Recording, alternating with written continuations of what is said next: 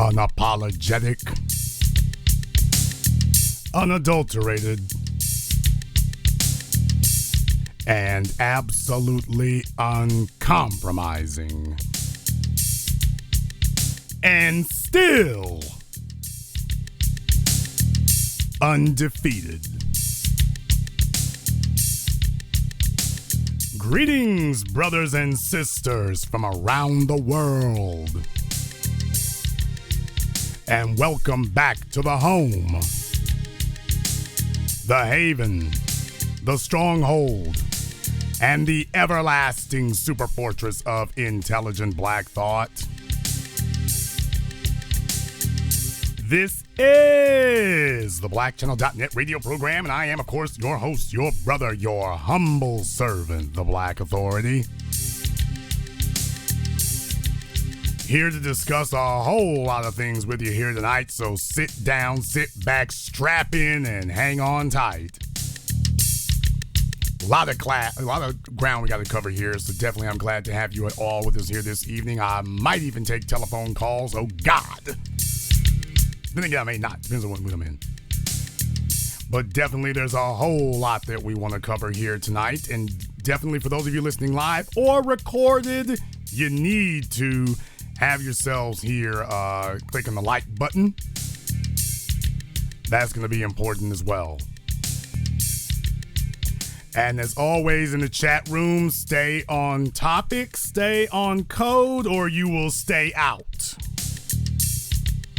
No foolishness to be tolerated here. All right, let's go ahead and get right into it here, people.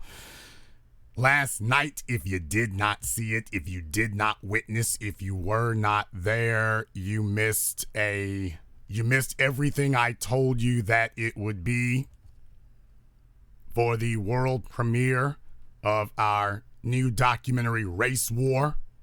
It has gotten absolutely nothing but rave reviews. Absolutely nothing but rave reviews from everybody who has seen it. It has been a tour de force. It was everything and more that I thought it would be. It's accomplished what I wanted as far as the message and communication. People loved the pacing of it. They loved the comprehensiveness of it. They loved the production value.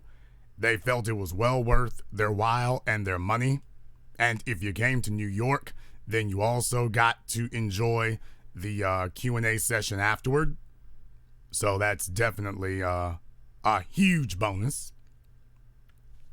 And I want to review a couple of things there, first of all. I don't want to be endlessly redundant. I don't want to just cover a bunch of ground that we covered last night. I don't want to do that. But what I do want to do is I do want to just review a few things here so we can go ahead and show that for you. So for the people, whoever you are, if you didn't get to see it or whatever, this was the scene outside of the historic SVA Theater in Manhattan, a place that most black folk in that area can't go, definitely can't walk into it. Because of where it is and what they do, they definitely can't walk into it. So, when you have a situation where black folk are lined up down the block, and just so you can see what it says here, on the marquee, there it is on the marquee right there. You can see it for yourselves. Race War. There it is. Right there for the whole world to see. I custom made those. They allow you to use your own graphics on their digital marquees there. So I custom made that because I wanted everyone to be able to see it. So there it is. There it is. So you can all see it. And of course, letting you know that the event was sold out. So this isn't something that got some minor attention. This wasn't some little thing. This was the large auditorium at the SVA that was sold out. And the local media, of course, played the game they always play. They pretended they didn't know it existed and then came running at the last second here. Okay, we couldn't snuff you out by ignoring you, so all right.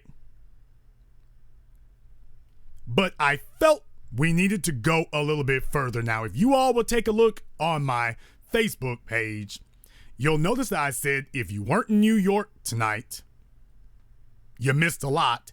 And for those of you who are in New York, don't be surprised if there are a few surprises. And for those of you who showed up for the Q&A last night, I think you saw that we lived up to expectations and then some. Because you got to see a demonstration of something that you are not accustomed to seeing. That black people sitting in an area dominated by Europeans are able to take control of the situation and exercise power. And I'm going to show you exactly what I mean. What I want to do is I want to play some audio for you from the event last night when the Q&A session started. Now, I told you all, Vice TV has been snooping around and sniffing around. They've been doing all kinds of nosy business. And they asked if they could show up for the premiere of Race War. And I said, of course you can. Of course. Come on down. As a matter of fact, I'm going to sit you right here in the front so you can get one of the best seats in the house. Oh, yeah, come on down. Absolutely. Oh, I told Vice TV, of course you can come. Of course. Of course. You see, you all are not accustomed to that because you all are accustomed to walking into somebody else's house and accepting their invitation. You are not accustomed to being able, when you're dealing with members of the dominant society, of controlling the house. You aren't accustomed to that. So when you hear that first thing, you say, uh-oh, them big bad people there, they gonna do what they do. No, you're not, because you're up against intelligent black society. You're walking into my house. I set the ground rules here. I know you're coming. So this is what occurred last night when Vice TV showed up at our event. Very, very glad to have them there. And my moderator, Thomas Pierre Lopez, very glad to have him with there. Very solid brother. I'm very glad to have him with us. I want to play for you what happened when we opened up for the Q&A. I want to play this for you so you can hear how it went. This was live at the event. For those of you who listened to it live streamed, you heard it then. But this is live from the event last night of the Q&A session. And so publications are struggling between how do we find the revenue to own our own message. And so when you see the alt-right with their websites and their media, it's because their community support them. And so, which brings me to the question at hand. I want to take this opportunity to especially thank Vice TV that's here this evening.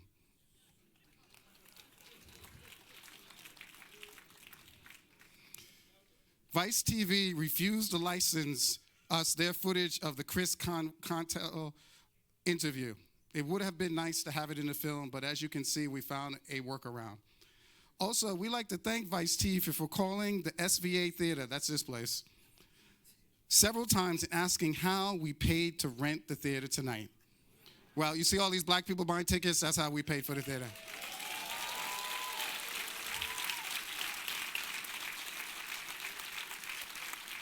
I'm sure you were just concerned citizens worried we might be laundering drug money. We'll be happy to address your questions following the Q&A. Thank you so much.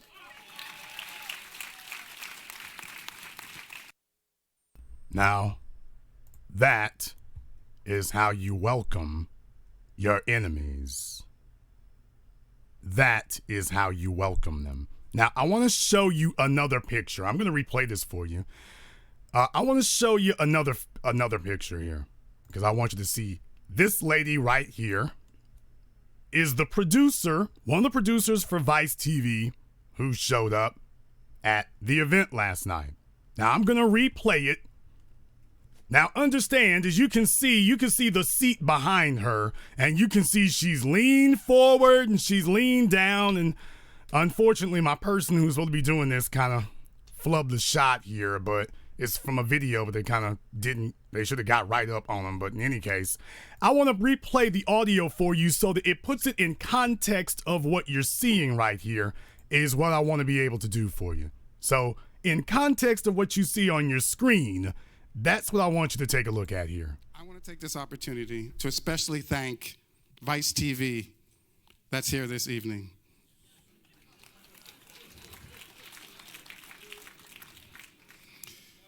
Vice TV refused to license us their footage of the Chris Contel interview.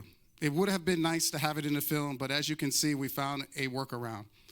Also, we like to thank Vice TV for calling the SVA Theater, that's this place, several times and asking how we paid to rent the theater tonight.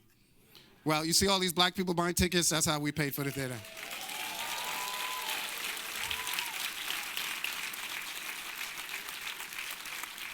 I'm sure you were just concerned citizens worried we might be laundering drug money. We'll be happy to address your questions following the Q&A. Thank you so much. Now, first of all, I'd like to thank Thomas Pierre Lopez for not mincing words. He read that statement that I gave exactly the way I gave it. He was unapologetic. He didn't mince words. So I'm very glad that he was able to do that there. And as you all can see, everybody else is sitting back in their seats. You can take a look at this picture and see everybody else sitting back in their seats. She's leaned forward trying to sink into the floor. Now, what I'm telling you is that you're not accustomed to that.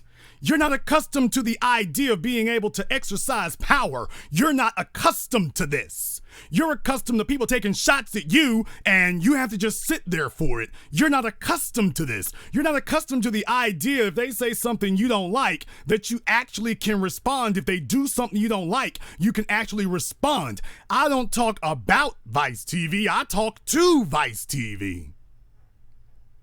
You are not my superior. You're one of my peers for a little while longer.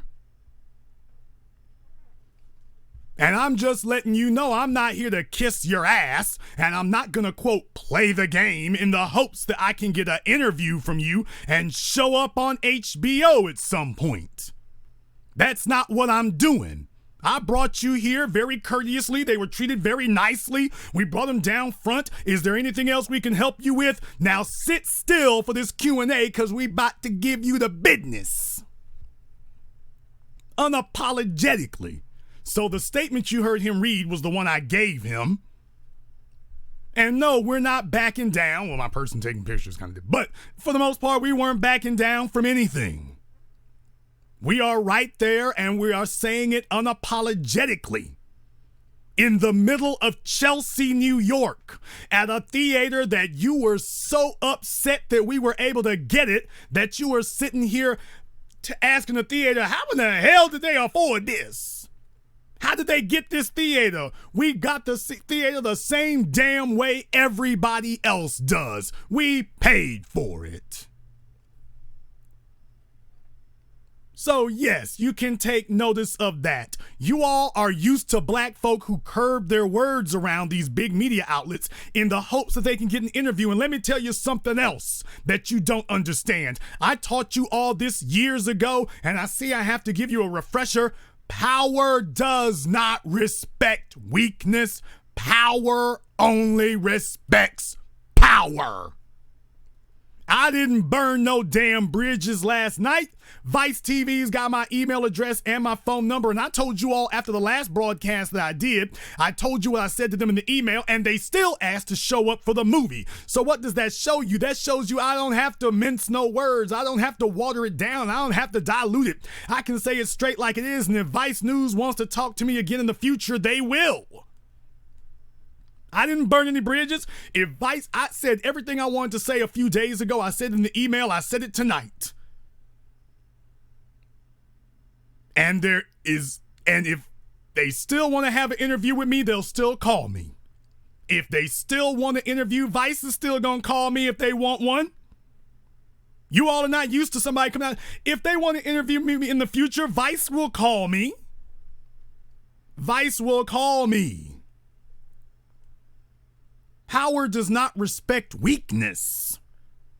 Power respects power. And what I did last night was exercise some power. And understand, if Vice TV wants to interview me in the future, they're going to call me.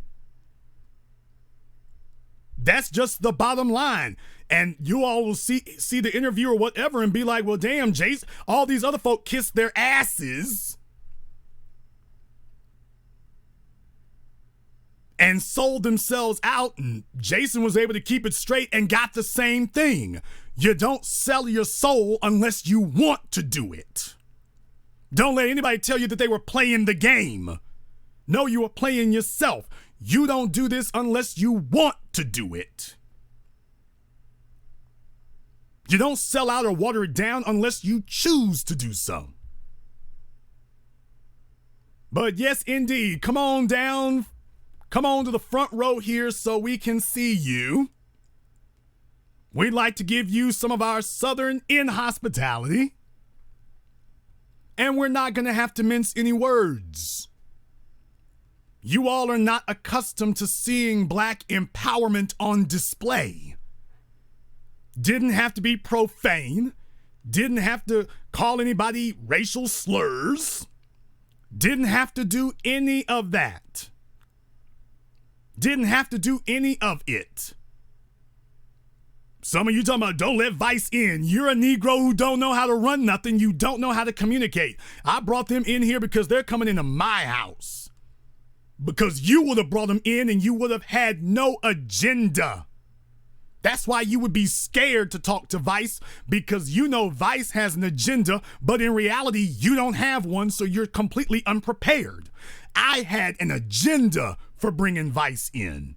Now, in reality, I can tell you all now, in reality, Vice News asked if they could speak to Jared Taylor. And I told them, no, Jared will not be available during the screening or during the Q&A to be talked to. No, he won't. For security purposes, I got him in that building, and when the Q&A was over, marched him right out. No, he's not going to stick around and meet the public. And he's not going to talk to you either.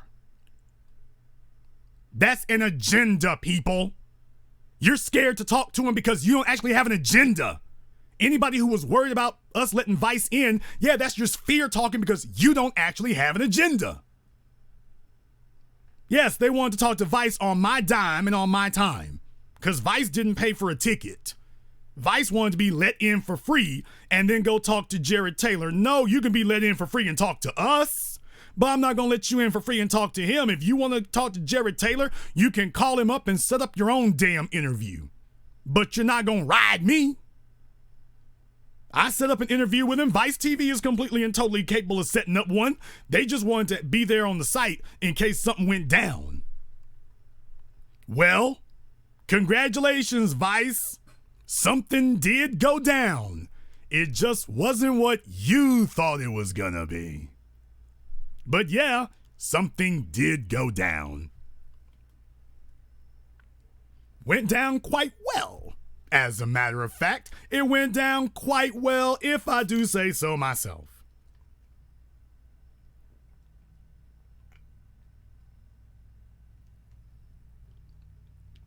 So everything there was spot on.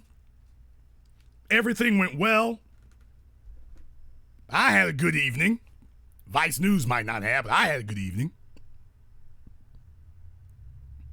And I wanted to demonstrate to you all, I told you all, don't be surprised if you see some surprises. And made it clear. Don't be surprised if you see some surprises.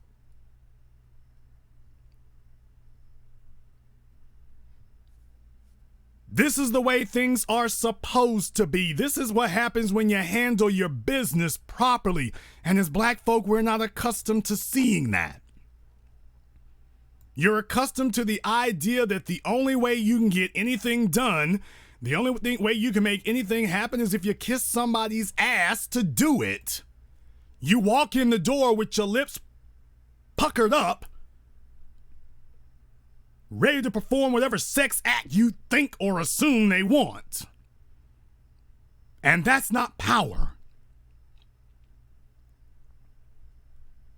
So New York last night was a bang out event. Los Angeles is the next super major one coming up next weekend. Wonder what we got in store there. And this Thursday is where you got most of your locations around the country: Atlanta, Dallas, Houston, Chicago, Detroit, Philadelphia. Coming up later is Norfolk, Virginia. You want to come on down and see that. Louisville, Kentucky. You want to come down and see that. And there's actually, we're looking at another screening of Race War in the New York area. Looking at another screening of Race War coming up. So if you missed it the first time, and a lot of people did, a lot of people missed it.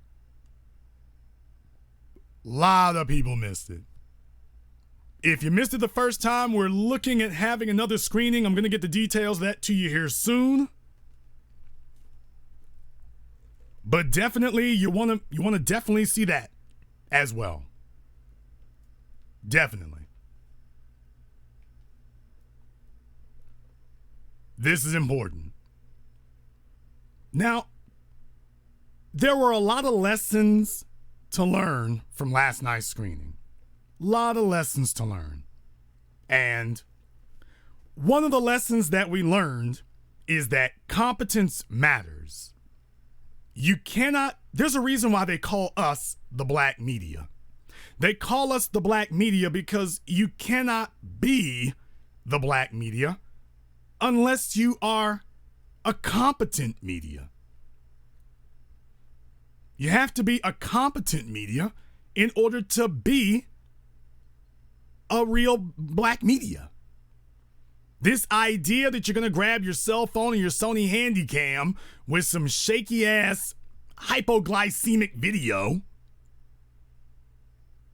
isn't going to work. Not at all. Not going to work.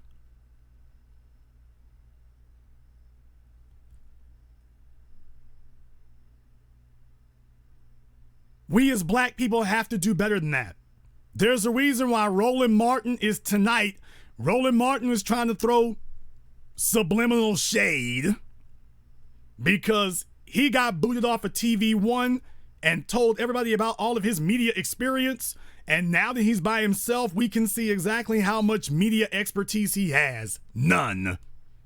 Hasn't been able to build anything for himself. He's doing for himself what he did for TV One.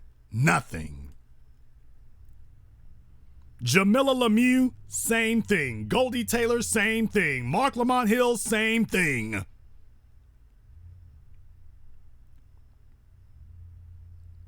All these people who claim that they were going to be the black media, and they failed because they're not competent. And we are. The next thing that we learned is that we don't have to kiss nobody's ass. That's the next thing that we learned. You don't have to sit here and kiss these people's asses.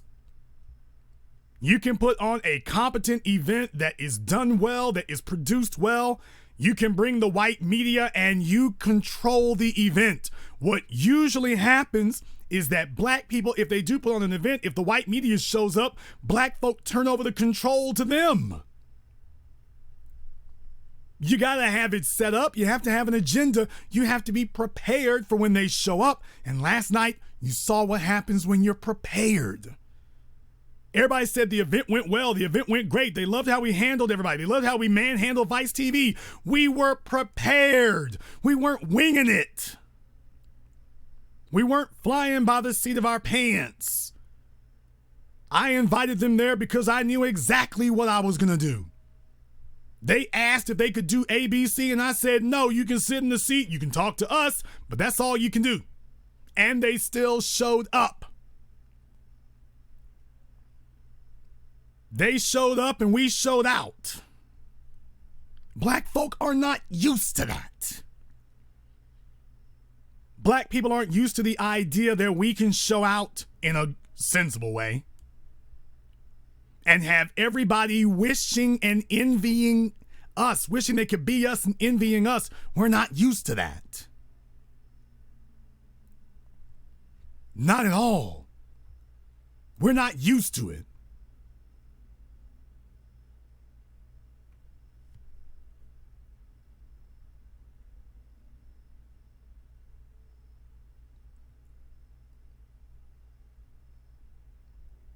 We're supposed to be learning how to do this better. And your old black media has spectacularly failed at it. And this is why now more than ever you need to support what we're doing, because those guys don't know.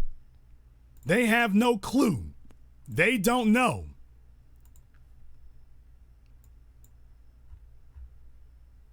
They've been spending all their time trying to figure out how they can get a job at a white media corporation. They met us, and we're not trying to get a job at CNN. We're not trying to get a job at ABC. We're not trying to get a job at a media company. We're trying to build one.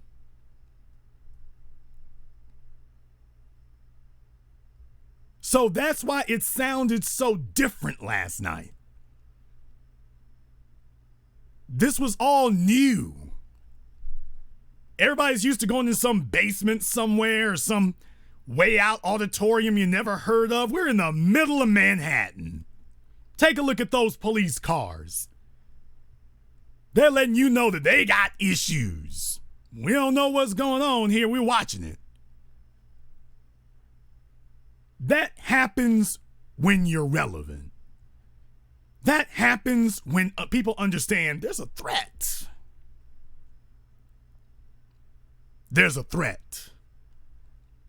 And you're right, there is. Now, compare what you saw in New York last night to every one of these outlets that claims to be a black media outlet. Compare what we did to them. And you tell me if you came away from them feeling proud with your chest poked out and saying, man, that was good. We feel like the smartest people in the room.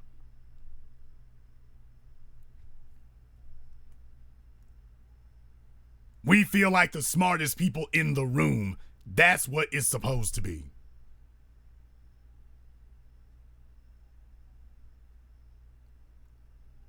As a people, this is how you get proud.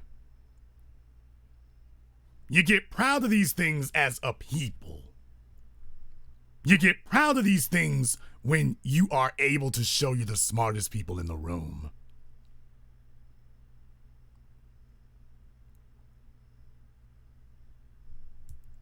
And black folk aren't used to that. We're not used to a forum where we're the smartest people in the room. We're not accustomed to that. We're used to everybody else smacking us around. So it was a good feeling. It was a completely different feeling. You felt like being black was at the top of the food chain and significant for once.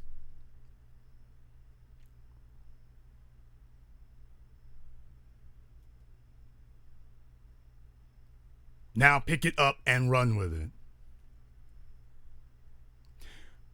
We're going to take some phone calls here in a little bit, but there is something I want to cover because I saw something and it bothered me quite frankly here because black folk kind of fell for it again, and I really wish that our people would stop doing that. There's a video that's been making the rounds. There's a video that's been making the rounds about there's a young black man who had this white woman at these condos that he was living at or is living at. who didn't want to let him in, and she was playing that, you need to tell me why you're here and all this old mess. That's what was going on. And I saw it. I kind of saw it the same way everybody else did there. And I gotta tell you that it was kind of, it was quite frankly kind of disgusting there, to be totally honest. It really was. It really was. Because black folk as a group kind of fell for it again, was what happened. Black people as a group kind of fell for it again. Couple of things I'm going to show here for you. This is a screen capture of the video that you've all been passing around from Mr. Darian Narayatolas. And this is what he was saying yesterday. Now, this is how he was talking yesterday. To be a black man in America and come home, woman or women, so he's one of these single mother hood rat babies who can't type a word correctly. Women, I think you meant to say woman, you troglodyte, tries to stop me from coming into my building because she feels insecure. Downtown St. Louis luxury loft because she don't feel that I belong. Never really thought this would happen to me, but it did. Then 30 minutes later, police knock on my door because she called. I was shocked. This is America in 2018. Please share. And then he puts the number to a radio station and a TV station there. This guy, you all remember the rules that I've taught you. All of you remember the rules. I taught you all after the Walter Scott murder that I would no longer jump up and run to the defense of any black person unless and until they acknowledged that what happened to them was white supremacy and that they demanded punishment. Because if they don't care about what happened to them, I don't care about what happened to them.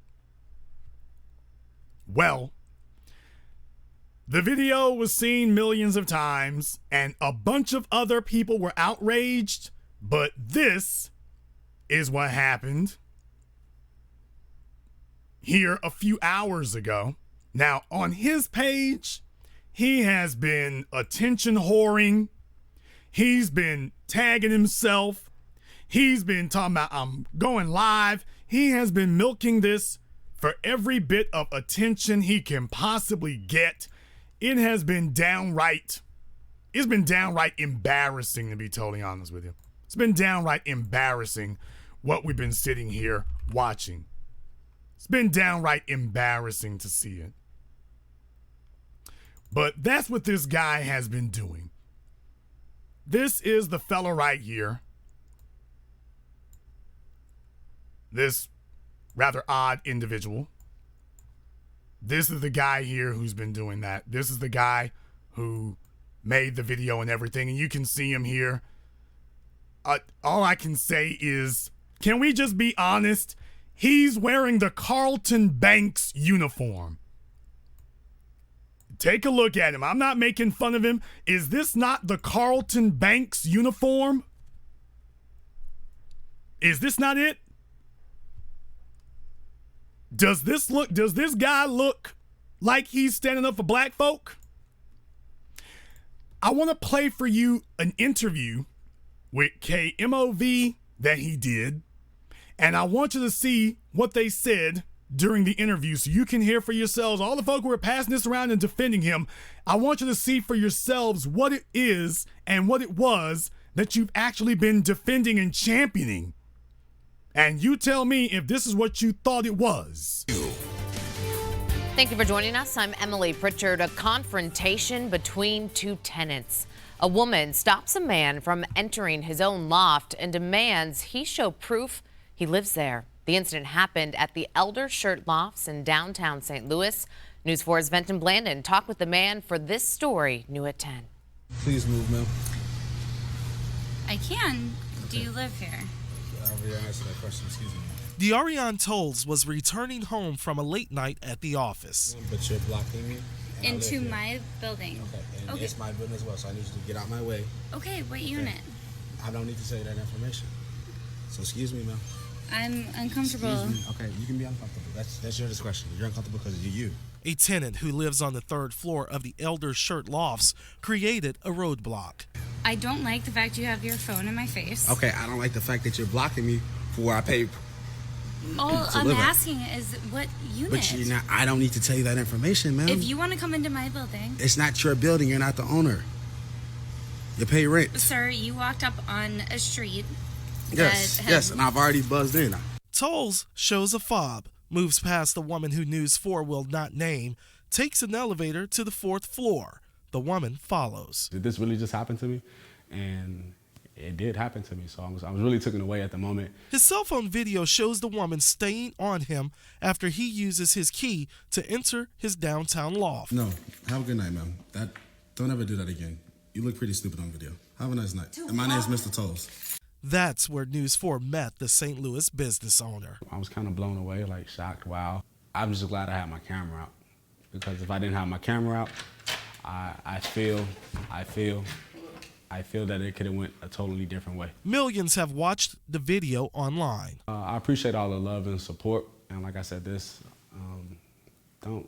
don't respond negative. Don't go after the lady. Let her be at peace. Let her live her life. News 4 buzzed the woman's unit and also called numbers listed for her, but never got her response. I'm not even mad at her. I'm not upset with her. I'm not going to go after her legally or anything like that. I wish her the best. Still have a conversation with her, a presentable conversation with her. In St. Louis. Let me roll that back right quick so you can hear again his final verdict on how he feels about the incident. I want to roll it back so you can hear his own words. Line. I appreciate all the love and support, and like I said, don't respond negative. Don't go after the lady. Let her be at peace. Let her live her life. News 4. Don't respond negative. Don't go after the lady. Let her be at peace. Let her live her life. News 4 buzzed the woman's unit. Appreciate all the love and support, and like I said, don't respond negative. Don't go after the lady. Let her be at peace. Let her live her life. News with her. I'm not gonna. Well, there you go. There it is. Take a look at this absolutely awkward individual and understand that he just told you. After sitting there and implying that this was a racial incident, first thing he does is tell you, don't go after her. Okay, if you didn't want us to go after her, then why did you put it up online and tell people that you wanted them to share it? Take a look at this. Why did you do that? If that wasn't what you wanted, why did you do it? This literally is senseless. Why did he ask people to share it if that's not what he really wanted?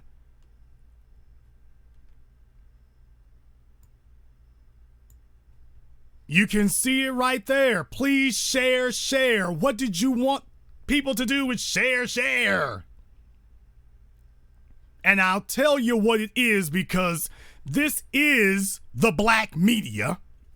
And you all know what I do. I'm the guy who, when Stephen Clark got himself killed, I was the one who talked about him and his brother. And when I did it, they savaged me. They were all over me and said I was wrong for what I did by saying, wait a minute, this guy has been defending the police before now. He's not a victim of anything. He's a collaborator and things went bad. Well, I went back through De'Arion Tolles' Facebook and couldn't help but notice a few things. I couldn't help but notice on his Facebook here, if you go and take a look at it, I couldn't help but notice a couple things. Now, this is him at the high school prom, and I couldn't help but notice, I couldn't help but notice something, and I'm not really sure what it is. Now, this was 6 years ago, 2012. I see something amiss. I see something wrong. I see something that doesn't add up, but I'm not quite sure. And by the way, he's got over a dozen photos like this. It's not just one. He's got a bunch of them. Oh, well, okay, you don't believe me? You know what? Why not just go ahead and go on blast right now? I mean, we can do that. I mean, it's not going to be that big of an issue here. I mean, if you really just want me to do that, then I'll just go ahead and do that. I mean, we can do this. Doesn't bother me at all. It doesn't. It really doesn't. But just understand, it's if you go to the photos on his page, he's decked out with them. He's decked out with them. It was one of the first things that you run into. One of the very first people, he's not on the team. I'm just trying to tell you, he's not on the team. You might be telling yourself that he is. I'm telling you he is not. You're getting played for yourselves. He's not on the team. You needed more? Okay, there you go. You tell me, does he look like he's in need of assistance? Does he look like he's in danger? Does he look like he really wants us to do something? You tell me, am I making it up? This is me making it up now? This is me doing it? Okay. Cause I'm just foul, right? Cause I'm just foul. I'm just foul. It's just me. Right? Okay.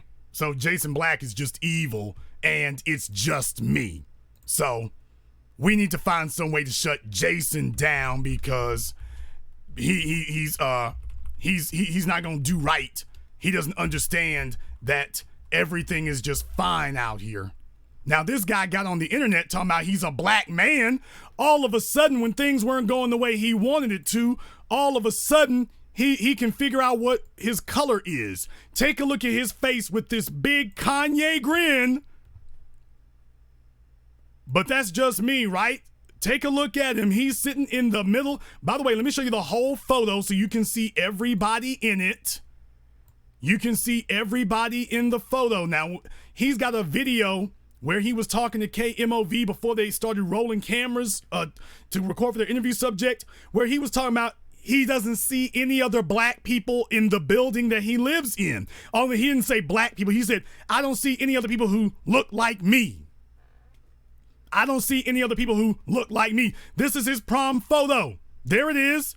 There he is, right there on the left. Do you see any other people look like him? You look damn comfortable in the company of people who don't look like you, sir. You look damn comfortable in their company. But you see, this photo right here, this is the expression of the pet Negro. This is the pet Negro. And you can see that is the look of genuine happiness. He looks genuinely happy. Look at his face in this photo right here. Take a look at this picture of him. He's saying, I'm winning. He's sitting right here saying, I'm winning. Look at him. Take a look at him. That look says, I'm winning. This isn't Jason Black talking. Yeah, she wouldn't let him in the building, but he was just upset because he couldn't get his pet Negro benefits. They reminded him what he was, so he's gonna call in all of us to be the troops to back him up so that he can keep his pet benefits. But as soon as he got them back, you heard how he was talking the moment he got his pet benefits back. Don't respond negative. Don't go after the lady. Let her be at peace. Let her live her life. As soon as he got his pet benefits back, there was no problem. Does it sound familiar? Does it sound like Henry Skip Gates? Does it sound like Skip Gates? They just arrested me because I'm black. It's because I'm black. As soon as Obama brought him and the same cop who arrested him to the White House, all of a sudden, well, it was just a misunderstanding. Clarence Thomas, this is a high-tech lynching. As soon as he got on the Supreme Court, ain't no racism. Tiger Woods, there are places that they won't let me play because of the color of my skin. Soon as he was let into Augusta, ain't no, I'm Caucasian. They play this game. We got folk inside black society who play this game. So I just wanted to make sure that I brought it to you so that you understood I'm not under any illusions about what's going on here. Now take a look at this goofy ass look she got. So you got this little white girl with the duck face. And here she is with her pet Negro. So let's just call it what it is. She's off doing what I told you at the beginning. What I told you during my interview with Time for Awakening. She is off taking, her interracial pilgrimage. She is off taking her interracial adventure because you are allowed to do that. As a white woman, you are allowed to do that. And then you can claim I was just young, I was just stupid, I was on drugs, he raped me. I was just young, I was just stupid, I was on drugs, he raped me. This is the fellow who's been on Facebook and everything here claiming when the white woman called the police, all of a sudden there was a problem. But this is him. This is him. Like I say, it's not just one photo. It isn't just one. No, we're not going to play that game. It's not just one. No, it ain't just one photo. It's not just one person. It ain't just one time. No, it isn't. I'm not blowing up your spot. I'm making sure that people stop wasting their time doing dumb stuff. I'm making sure that they stop wasting their time doing dumb things because we have a habit of sitting up here tolerating this kind of mess. And it's time for that to end. It's time for it to stop. Now, I want to show you another picture here because it's kind of important. Want to show you another one. Says, this is from his Facebook page here. I want to show this to you so you can see it. Love you, mama. You raised me all by yourself. So when I said before that this is one of these single mother children, when I said it before, you thought I was just being mean, but I'm not. You thought I was just being mean, but I wasn't. Now, a lot of y'all kind of got that coontastic thing going on for you too, so you're just kind of going along with it because you know that's the way you are. But yeah, you're doing it too. You're playing that game also. A lot of you doing that. A lot of you doing that. And it's going to backfire in your faces the way that it backfired in his. It's going to backfire on you too. Because that is what happens. That's what happens to you. Everybody wants to play this game, and when the game goes bad, all of a sudden, then everybody wants to become black. When they can't play the game anymore, all of a sudden, now they want to chase their blackness. All of a sudden, that's what they want to sit up here and talk about now. But I didn't make up anything on him. I didn't put something out there that wasn't true. I didn't say that. I didn't sit up here and say that at all. I did not do it at all. So I'm just letting you know, I'm not guessing my way through this. He fits the profile. He fits the profile. Take a look at this one now. This is a tweet from yesterday. This is a tweet from yesterday. If you notice, he said the same thing. I want to say thanks for all the love and support. He was chasing attention all over the damn place about this. He was chasing attention all over the place. All over the place he was doing this. He was going to anybody and everybody. He saw this as shine. Go through his post. It was shine. But listen to what he says. I want to say thanks for all the love and support. It really is hitting me a little bit more now. But I must say I will turn this negative into a positive. Now he's doing the nigga babbling. Future for the world. I will turn this negative into a positive future for the world I influence. And don't bash the women. Now, here he goes again. This guy is handicapped by ebonics. Don't bash the woman. Just send her positive waves of energy. And let's be great people. This our world. And this plantation English. I got to interrupt this plantation English. Here this guy goes with his plantation English. No wonder he acts the way he does.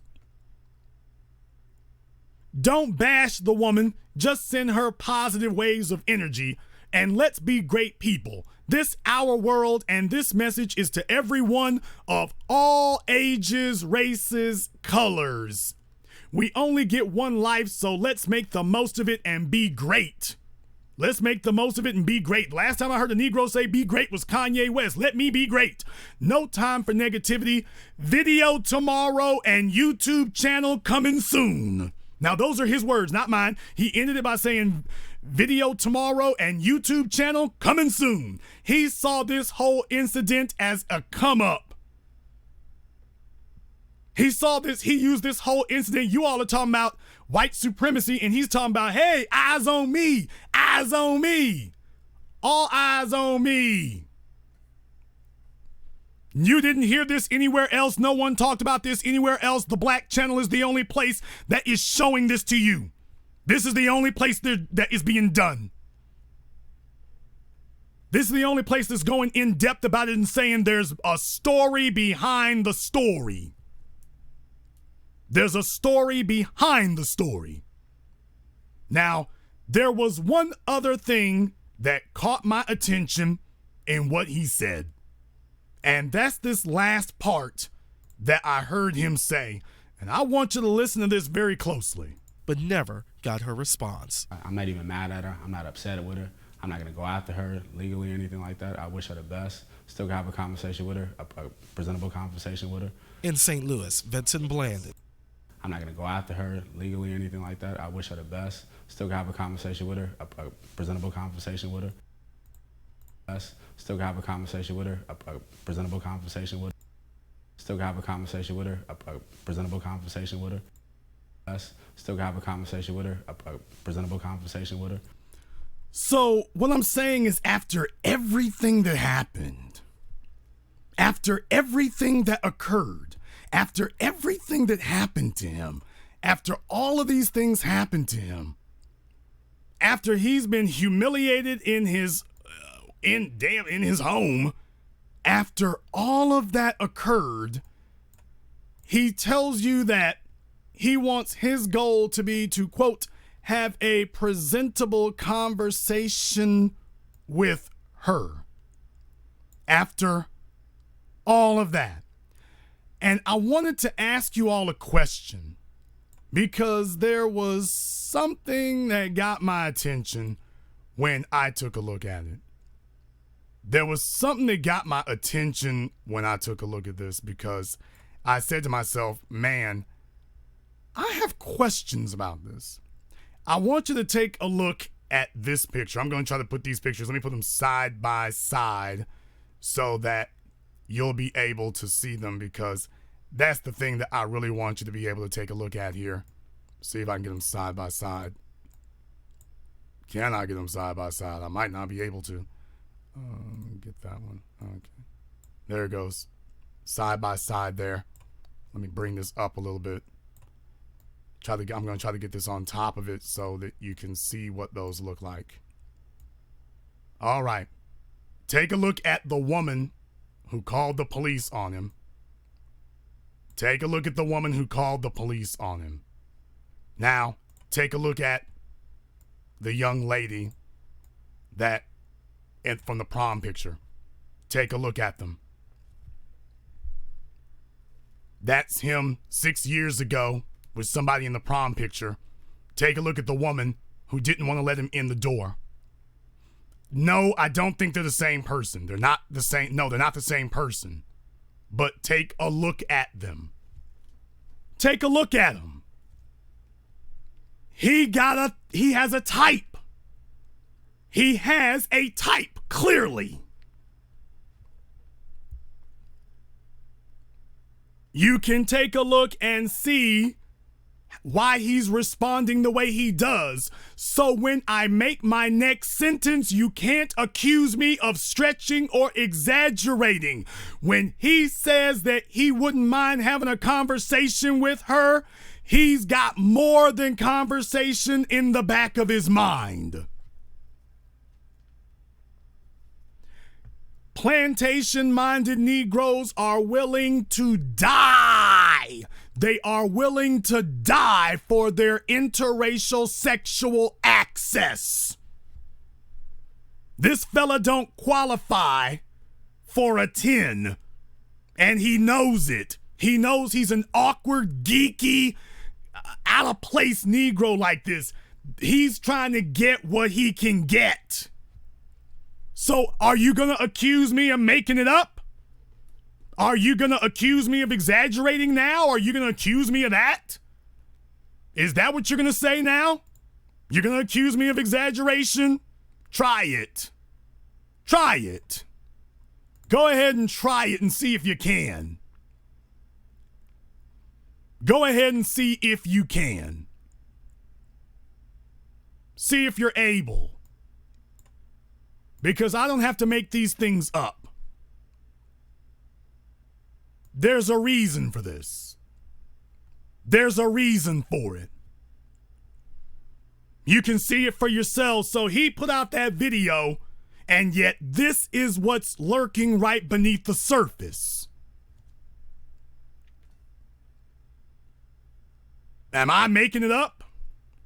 Are you going to accuse me of that? Oh no, brothers and sisters, this is the Black channel. We don't have receipts, we bring invoices. We bring an invoice. This isn't just what you pay, this is what you owe. This is the Black channel. This is not just what you paid, this is what you owe.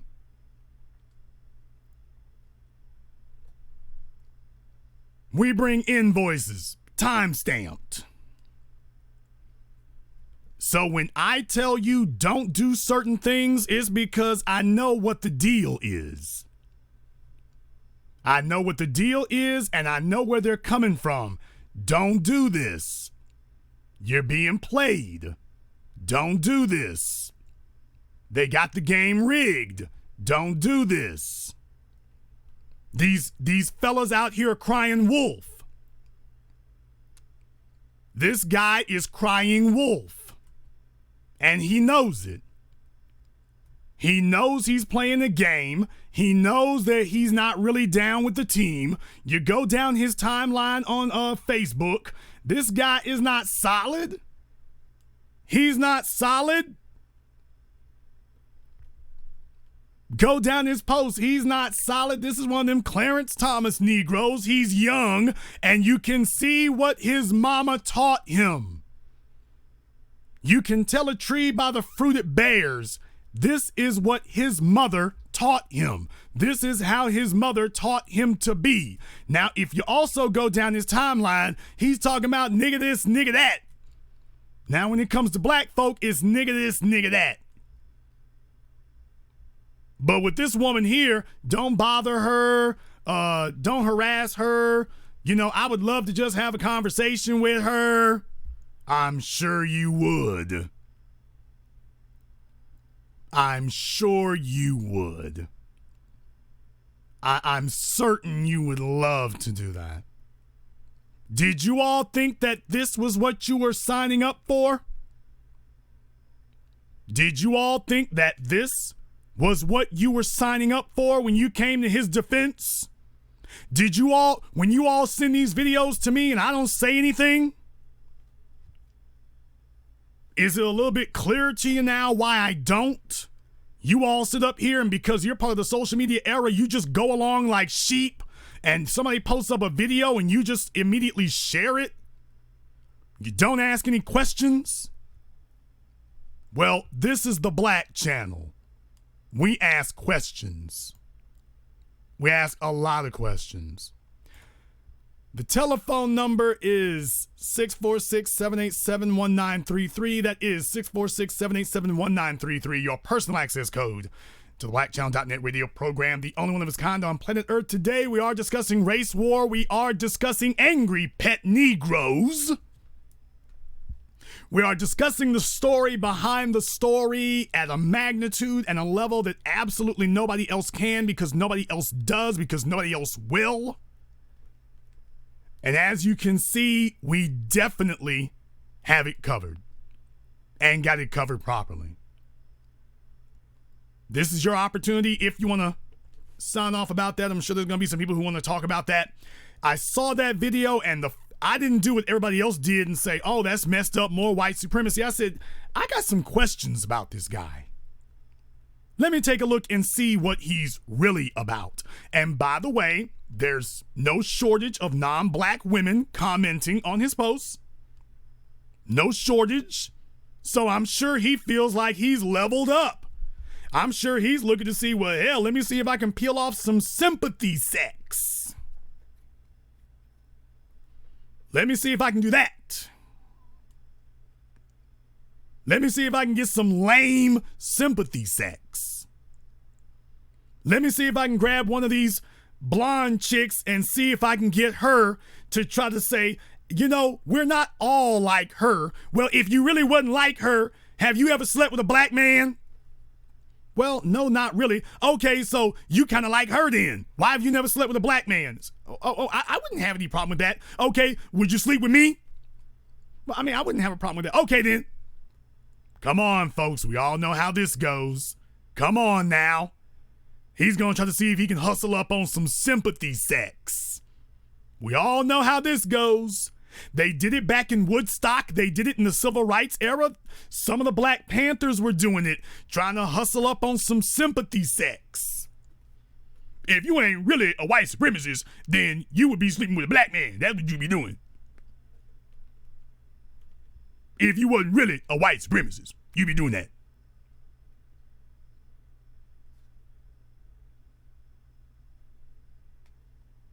That's what you'd be doing. We're going to go ahead and open up the phone lines now. Let me get caller from 317. You're on live with the Black Channel. Hey, Jason B1, this is Ronan. All right, Ronan, what's on your mind, brother? I want to say I was proud, not just when I arrived, but when I left the event, because I saw Intelligent Black Society show a level of not just excellence, precision, and class. And when I first got there, I saw the local residents felt mighty uncomfortable with black folks being able to stay on code and hold themselves accountable for their actions. And throughout the presentation, I saw everything I needed to see as far as from Jared Taylor. I only heard about him. When I seen him in person, I saw for what it was and kept it moving. Now, the thing was, there were a few who got a little emotional, which I told people, you gotta get a handle of that. You gotta come at these people logically, because once you become emotional with them, they basically got you. But outside of everything, I like the nice digs that you guys did on Vice TV. That I did see that lady cower in front of the seat because she was like a few rows across from me. So that was that was embarrassing for them, but that was on point. But definitely, if you guys missed the event, you guys missed a hell of an event. I'll say that. Well, thank you very much for joining us here last night. I'm glad you were in attendance for it. Definitely, we were shining positively about that and that's not really anything to brag about, because this is what we do. The idiocy is something that is cultivated and encouraged. You're in a place where we don't encourage it. And this is Intelligent Black Society. This is what we do. I'll let you have the last word. Well, I will say, you guys got an example who was there to see when you invest your money into something great as far as Black intelligence, you saw exactly what you got.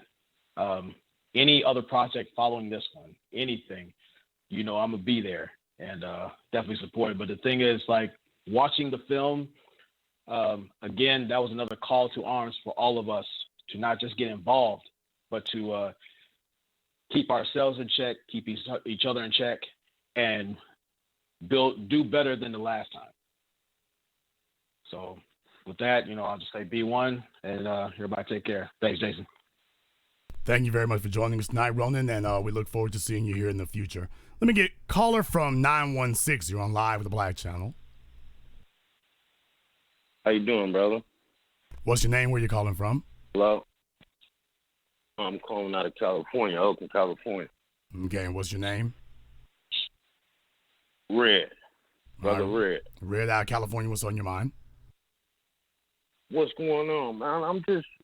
I got two solutions for this stuff with these white people and other people.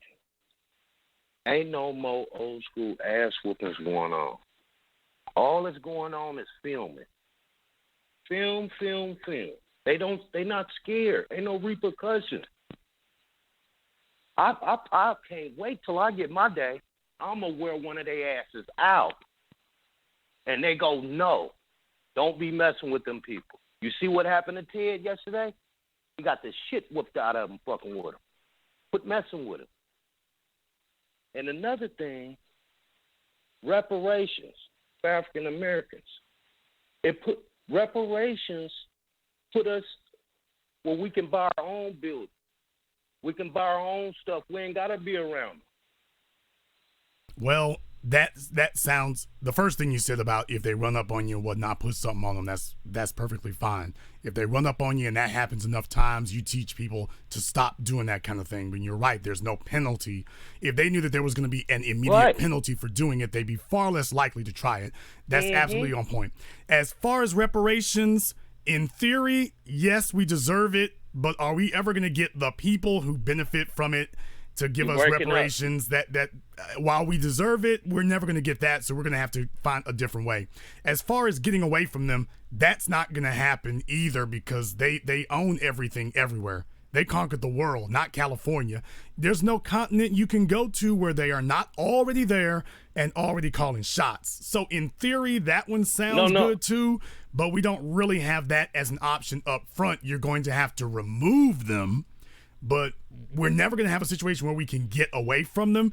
Just build up to make ourselves strong enough that we can protect ourselves, but getting away from them is not really going to be an option. No, I said buy our own stuff. Yes, sir. I heard you the first time. Own it. I heard you the first time. You can own whatever you want. Saying? I ain't talking. You can own whatever you want to. They're still either going to be in the middle, nearby, or surrounding. So you won't be able to get away from them. You'll be able to build walls. You can definitely build barriers. But getting away from them, that's not really going to happen. Protecting yourself from their presence. Now that you can do. Yeah.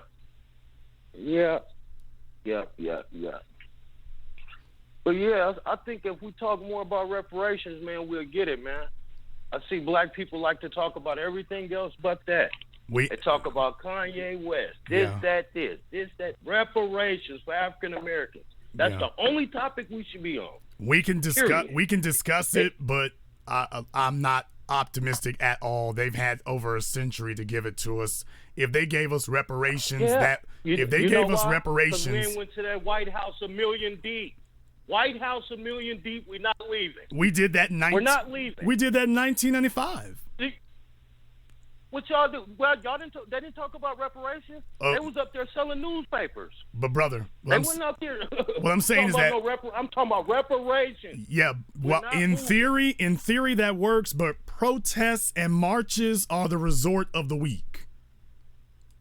I said White House, sir. To the White House lawn. We're not leaving.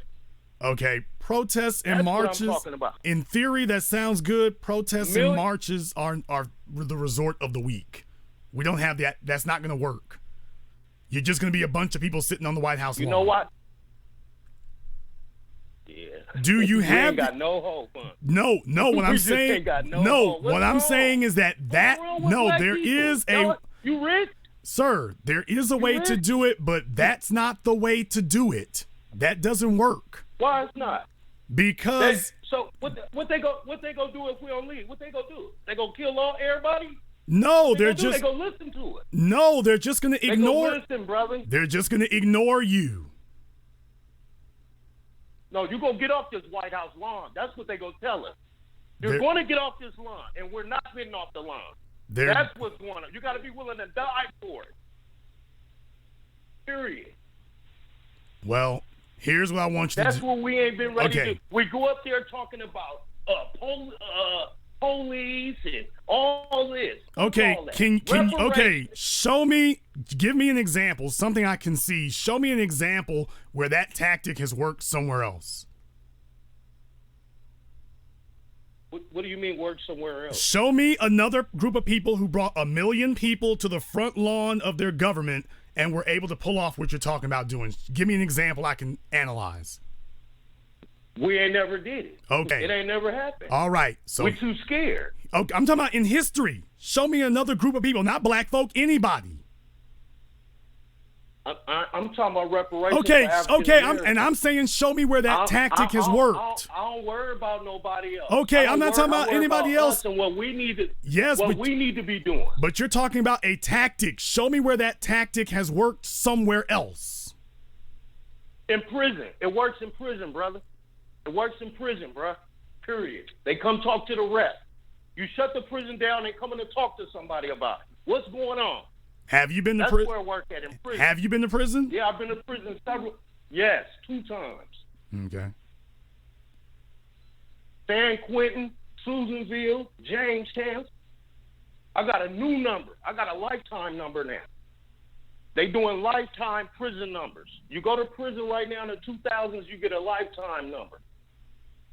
I went 2011. I've been home 8 years now. But this is what I'm saying. Reparations for African Americans, man. That put us in a position to own our own stuff, do our own thing, man. And a black person that ain't talking about that, I feel they got hidden agendas. The only way we're going to get reparations is if we take them. Donate. Tariq, everybody I listen to, they talking about donate. Sir, Donate. what you're talking about is theoretical. What you're talking about is theoretical. Sir, You see what I'm saying, brother? okay, it's theoretical. You're talking about something you can't actually do. It's like church. You can't actually do it, which is why you're talking about it theoretically. If we get enough black people to stay on the topic, if we can do it. Okay, We got to stay on the topic. let's try something that actually works for a change. You cannot beg for reparations. You must take them. I didn't hear you broke up, brother. You cannot talk. What you're talking about is begging for reparations. You do not beg for them. You take them. We not begging. We getting it. Yes, you are. Like everybody gossip and talk about everything else. We need to get that in there. If you're talking about going to the White House is begging. If you're talking about going to the White House and demanding, you're begging. No, we demanding. We're demanding. We ain't beg. How we beg? We weren't begging when we was picking cotton. You think your ancestors was begging? You think they begged to pick cotton, brother? No, They didn't and say, hey, I want to go pick some cotton. and what freed black Y'all gotta people get out of that and slave- what get freed out of black that people slavery from it? mentality, man.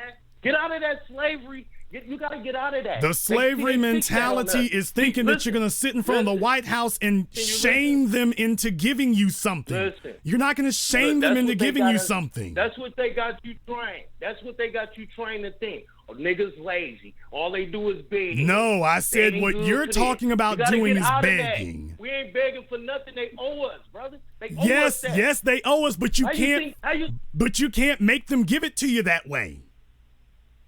You demand it. That's not going to make them. Million people talking. That's not going to make them. How you think the LGBT2 got? They were what able to they do want? it because they bought. Because they all was together on it. No, they didn't. They've got media outlets. They've got politicians that they paid for. They ran for office and took over judges and legislatures. That's how. And you ain't said a word about doing any of that. You haven't said a word about that. You're talking about stuff that they aren't doing. So you don't think? So you don't think if enough people get to talking about reparation, they ain't gonna No. make it to these outlets where it's supposed to be at? Brother, you got black folk by the hundreds of thousands in the streets marching about Black Lives Matter. How's that working out? Didn't I speak on that? No, I'm saying that marching and protesting doesn't work. It doesn't matter what the issue is. It doesn't matter.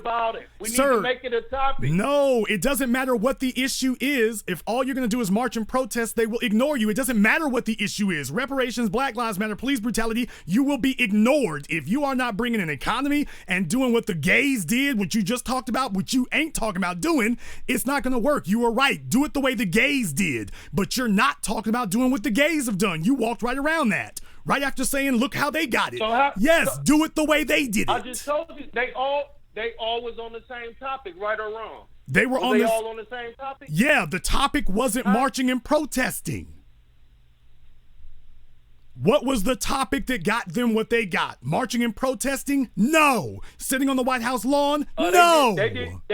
They did a little protesting. They did a little protesting and a lot of building. They did a little protesting and a lot of building. You ain't saying nothing about the get to the building part. When you start building, you do not have to beg or demand. You take. What you building? What you building though? What you building? Yes, that's the point. Building what? Build what? I'm saying, what you building? What are you building? Sir, do you realize how ridiculous what you just said was? You're asking me what I'm building. It doesn't matter what Jason Black is doing. What are you doing? No, you said they built something. I'm saying, what did they build? I didn't see them build nothing. I seen them talked about it and got it on the thing. They all stuck together excuse me, they built an economy. There is a gay district in every major city in America. There are openly gay politicians in every major legislature in America. They got the laws changed so that they got superior rights in every state, well, except the southern states, in America. That's what they built.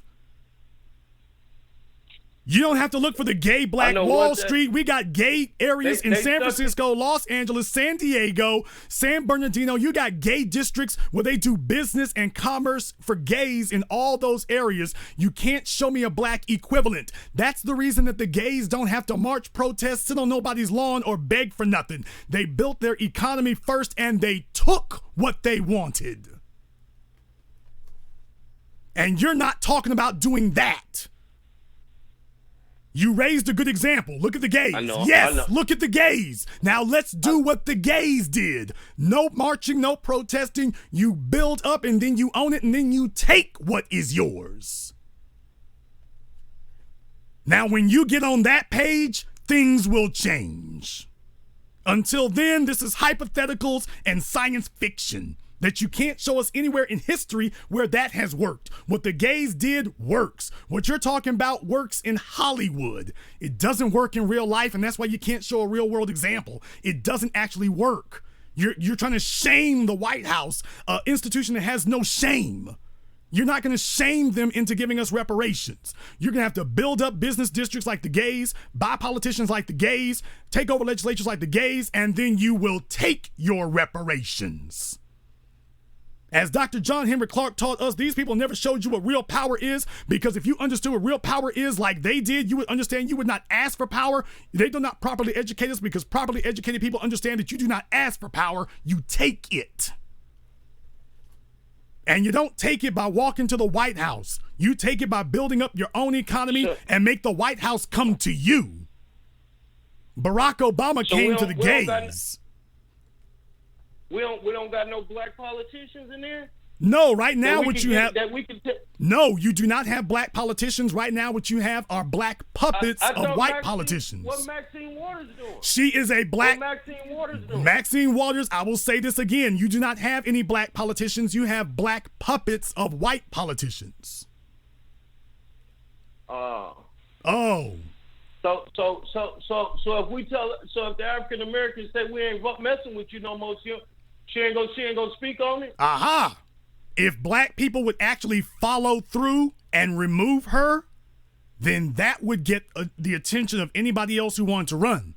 As long as we play this game where we say, have we got your attention? Oh yeah, Maxine, okay, I'm listening to y'all now. We re-elect her and then she goes right back to doing what she was doing before. She gives you lip service on the campaign trail, but don't do a damn thing when she actually gets back into office. They're playing a game. You need to get somebody who is already doing it. Anyone stepping up. Anyone stepping up. We ain't talking about this Maxine. Anyone's trying to step up. This is what you need to be talking about. You step up. Who you waiting on? You talking about everybody else. You step up. What's stopping you? Up. I'm bringing awareness. No, okay. I'm doing my job. Go run against Okay, go run against Maxine. But guess what? Every Negro I run into, they say we begging. You begging. Okay, I'm talking about running for office. You talk about Maxine Waters. Get off your ass and go run against Maxine. Oh no, I'm trying to run for reparations. That's what I'm trying to run for. Well, when reparations. Okay. I don't want to talk about nothing else. When you get them, let us know. Let us know when you get them. Go in there and talk about. Well, let us know when you get them. Talk about is reparations. Okay. Well, when you actually get some, let us know. Thank you very much for giving us a call here tonight. Brothers and sisters, taking these things on is difficult. When they got you behind the 8 ball and they got felonies on you, you start resorting to coping mechanisms. It sounds good in theory if you're sitting around with a bunch of other people who got felonies and you all are talking about, well, we can't really do other stuff. We can't get an apartment because we got a felony. Can't get a loan because we got certain types of loans, government loans, we got a felony. Now you start resorting to coping mechanisms and wishful mechanisms. Yeah, he was right. Do what the gays did. But the problem is we're not actually talking about doing what the gays did or what the gays are doing. That we're not talking about doing. We're talking about some fantasy stuff that you can't actually follow through on. And that was why it's talking in circles. Caller from 917, you're on live with the Black Channel. Hello? What's your name? Where you calling from? This is Joe from Harlem. Joe from Harlem, what's on your mind? Yes. I have 2 questions, but before I give you my questions, I just want to say that this is why Nelly Fuller wrote a book called the Code Book. We need a code. We don't have a code, and this is why this is why we confused. This is why we don't know what to do. If we had a code, we would know what to do. But unfortunately, we don't have no code, and this is why we keep having these fantasies. Oh, I'm gonna as if we're gonna demand the white supremacists something. We can't demand them nothing. We're not in no position to demand them anything. Anything we do is begging. If you're gonna ask them for something. So I mean, that's all I gotta say as far as that. But the 2 questions I had to ask was who do you think is most confused about racism? Black people or white people? Black people by far. Okay. The second question was, do you think, who do you think rather is most to blame for black people's condition? Black people or white people? Most to blame ultimately would be white society's machinations, where we are, for the most part, is a result of their machinations and their scheming and their engineering, because we are in their society that they completely control from top to bottom. We are in a position that we were engineered to be in. But what you're asking, that's a philosophical question that you just asked. That's not a socioeconomic or a literal one. Understand, that's actually a philosophical question. You would ask that question from a philosophical standpoint. You wouldn't ask it from a physical one. Because physically, we could get out of this position anytime we make up our minds we're going to get out of it. So ultimately, responsibility falls on the individual. Because black people as a group, as I said previously here, black people as a group play the game along with them. We know what's going on. We play the game along with them. We play it with them. I mean, yeah. And as long as we continue to play the game with them, we're ultimately going along with it. Pretending racism doesn't exist, pretending that we're going to beg our way out of our situation, pretending that interracial access is a good way of distracting yourself, pretending that if we just don't mention white supremacy that it won't touch us or affect us, keep playing on your cell phone, keep chasing frivolous sex, don't build anything, refuse to engage in adult conversations about the situation of black people. We play the game with them. And that's ultimately why the situation hasn't changed. So what you're talking about is how we got in. I'm saying, okay, why hasn't the situation changed? Oh, we haven't thrown them off.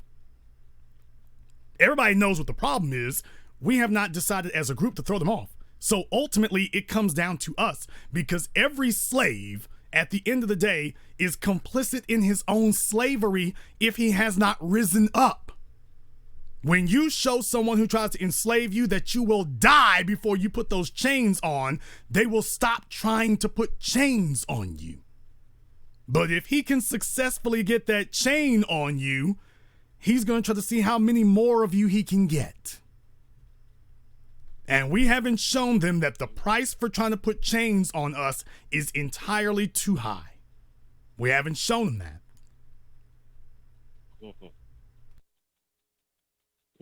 Well, I appreciate it. Great talking to you. I'm definitely going to try to catch the next New York showing. So please let us know so I can try to be there. Thank you for giving us a call tonight. Please do give us a call again. Let me get caller from 504. You're on live with the Black Channel.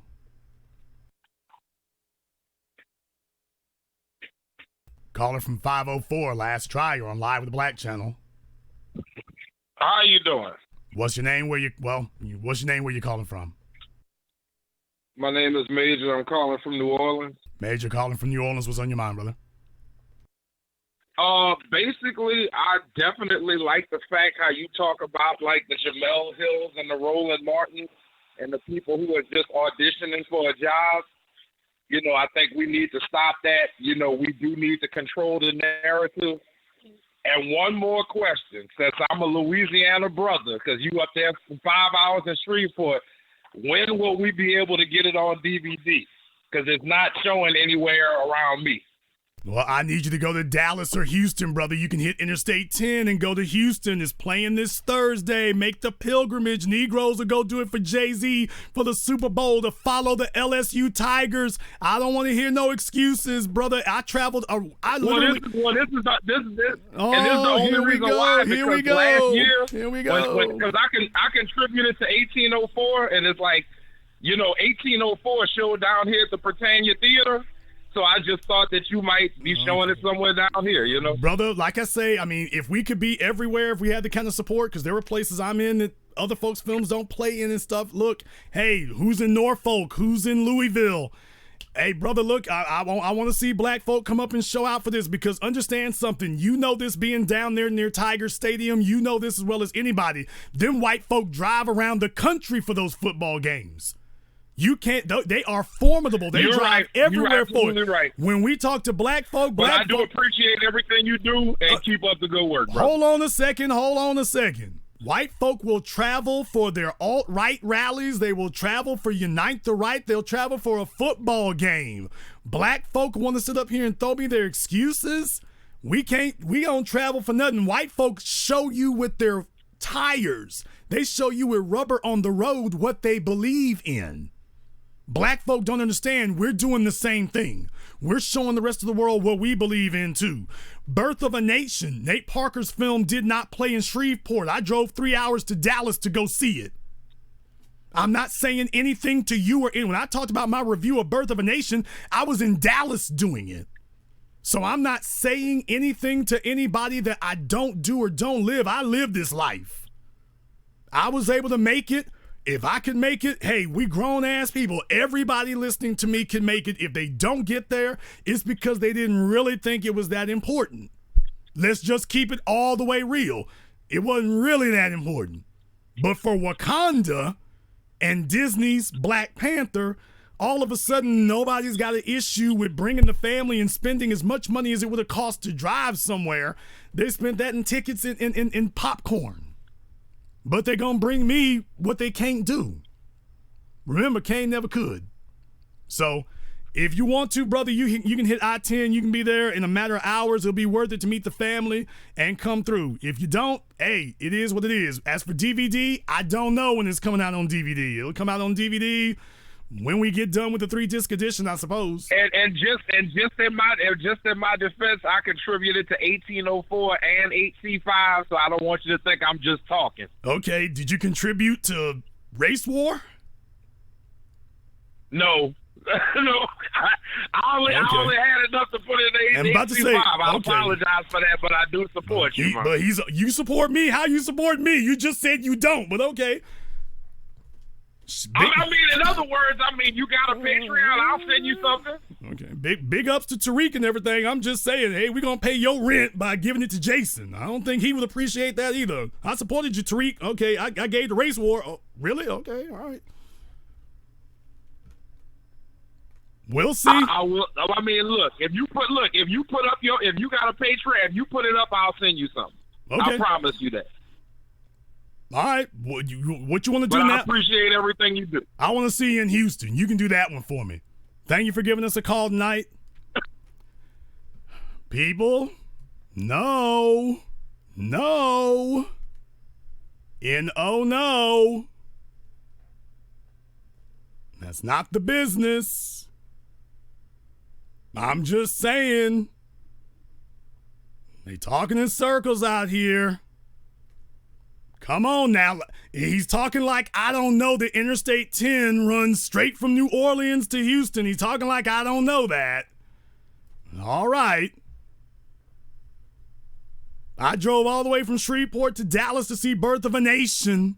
I wasn't just telling all of you need to go see it while I'm sitting here talking about yay, yay, rah, rah. And by the way, I bought tickets for other people, remember? I bought tickets for other people and donated tickets to other people to see Birth of a Nation. I donated tickets to them. So I'm not just talking, I live that life. Caller from 901, you're on Live with the Black Channel. Jason Black, what's going on, brother? It's Jabari from Memphis. Jabari from Memphis, what's on your mind? I got a couple of questions for you, man. Really about the New York premiere yesterday. I didn't see I did hear the broadcast you were speaking on how Vice TV was calling the theater, being basically all in your business. But then they send a person in there, and I couldn't see on the picture. Now, was that woman? Was she black? No. Okay. Because I was just kidding. I wonder, because I know people weren't contacting them rather were white. But I just thought they might have sent a little black intern in there. But anyway. No, they were going to send two white producers. Hold on, you say what now? No, they were going to send two white producers. They ultimately wound up sending only one. But go ahead with your next point. Oh. Well, really, it's a question more than a point. Now, the Jared Taylor, the Q&A. Now, I understand why you say that if you're making a movie about white supremacy, that you have to talk to white supremacy. So I get why you spoke with him. Now, what my question is, and I'll just hang up and go to a sound on that is, what do you think Jared Taylor was getting out of actually doing the interaction and doing the filming with you for the movie Race War? He spreads the message. Is his job? He is an apostle of white nationalism. He's like the rest of them. He will talk anywhere and everywhere that he can if you have a suitable media reach. Now, they've been living on lean days since Charlottesville kind of blew up in their faces, but and he's picky about some of the outlets he talks to. He's kind of picky. He likes safer ground. But what they get out of it is spreading the gospel of white nationalism. That's what they get out of it.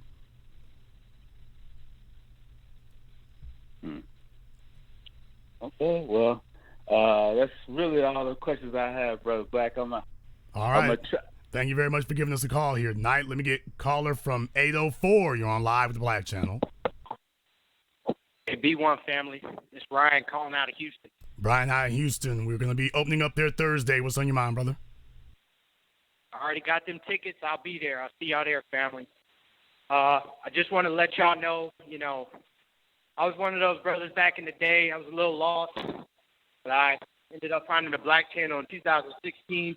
Ever since then, I just want to say you've been changing lives, brother. Congratulations are in order for your premiere out in New York, and can't wait to see y'all in Houston. Can't wait to get there. Thank you very much for giving us a call tonight. Please do call us again. Let me get caller from 845. You're on live with the Black Channel. Mute that. Hey, how you doing? What's your name? Where you calling from? I'm Q from New York. I'm 22 years old. I just wanted to say I came down last night. I'm from upstate New York. I came down last night. Hold on. Can you pause that?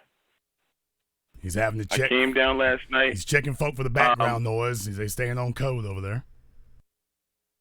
What's that? I said you were checking people for the background noise. You're staying on code. Okay. I'm sorry. But anyway, I came down last night. I seen 7 a.m. I went with my parents last time. I was just I was kind of upset that I didn't get to ask any questions. I had a bunch of questions. I studied the whole documentary that was filled with gold. But I got cut short. And I'm not sure who the one guy was. His name? I remember his last name was Lopez. But I came because I really wanted to hear what Craig Schley had to say. He had a couple questions, but he was cut off. And everything, I learned a lot from Kaba. I learned a lot from Jared Taylor, but I was just upset I didn't get to ask any questions. Well, definitely, like I say, we only have a limited amount of time for those things. I wasn't there last night, but definitely I trust my people to run it to the best of their ability. If we had 6 hours, if I could keep the place for 6 hours, maybe that would be different, But then again, if we sit there for 6 hours, how much actually gets done? So that's the other part of it there. But definitely, we try to do the best we can. I mean, who wants to have an Aretha Franklin funeral where it's a 9-hour funeral or something? Nobody wants to sit there for that long. Yeah, you're so right. I have to take those things into account. My next question is, I'm sorry to cut you off. Go ahead. Well, we have to take those things into account. I'll let you have the last word. Alrighty. My next question was, how I understand that last night I seen a bunch of older generation people there last night gaining information. My question was, which I was going to ask, was how can you relate this same message to the younger youth, being that, I mean, they're the next up. I mean, I'm 22 now, but I know a lot of people that will follow exactly what's going on, and they need this information now. So my question is, how can you relate this to the youth in a way that they would understand, given the same vital information, being that they're attacked with the music, just the promotion of just not amounting to anything. So I was just wondering if you had an answer for that. I mean, we are doing it. We're doing it now. You're there. I mean, this is the change. It's not like somebody's going, we can't wait for the white media or white society to sit up here and say, oh, okay, this is okay. We're doing it now. This is what we got right now. It's happening right now. We're doing it right now. You were there. I have a lot of 20-year-olds and people in their 20s and late teens, actually, who watch what we do here and stuff. So it's definitely a situation where a lot of people are watching it, and you're there as well. So don't think you're alone. Understand something. If we wait, if our goal is to wait for TMZ or CNN to, quote, validate us, we'll be waiting until Jesus comes back. Our goal should not be to get white media outlets to validate us. Our goal should be to validate ourselves, which is what we're doing. We can't wait for them to say, okay, you have arrived. No, brother, power is taken. We have arrived. Okay. Now we just need to grow it. That's all. Already. All right. I definitely understand that. That's what I needed. But it's just, I just see so many people younger than me, some older, like that one guy you were just talking to, with his argument with bringing 1 million people to the White House. Honestly, that man should be ashamed of himself that he's that old and has still not come to a conclusion to understand that simply would not work. Well, and I'm way younger than him, and I understand that that's not a possibility. Understand something, though. Understand something in all sympathy to that caller, and I'm not big on sympathy, but in all sympathy, brother, I want you to understand something. He sounds like he's in at least his late 30s, maybe his early 40s. He's been in and out of prison.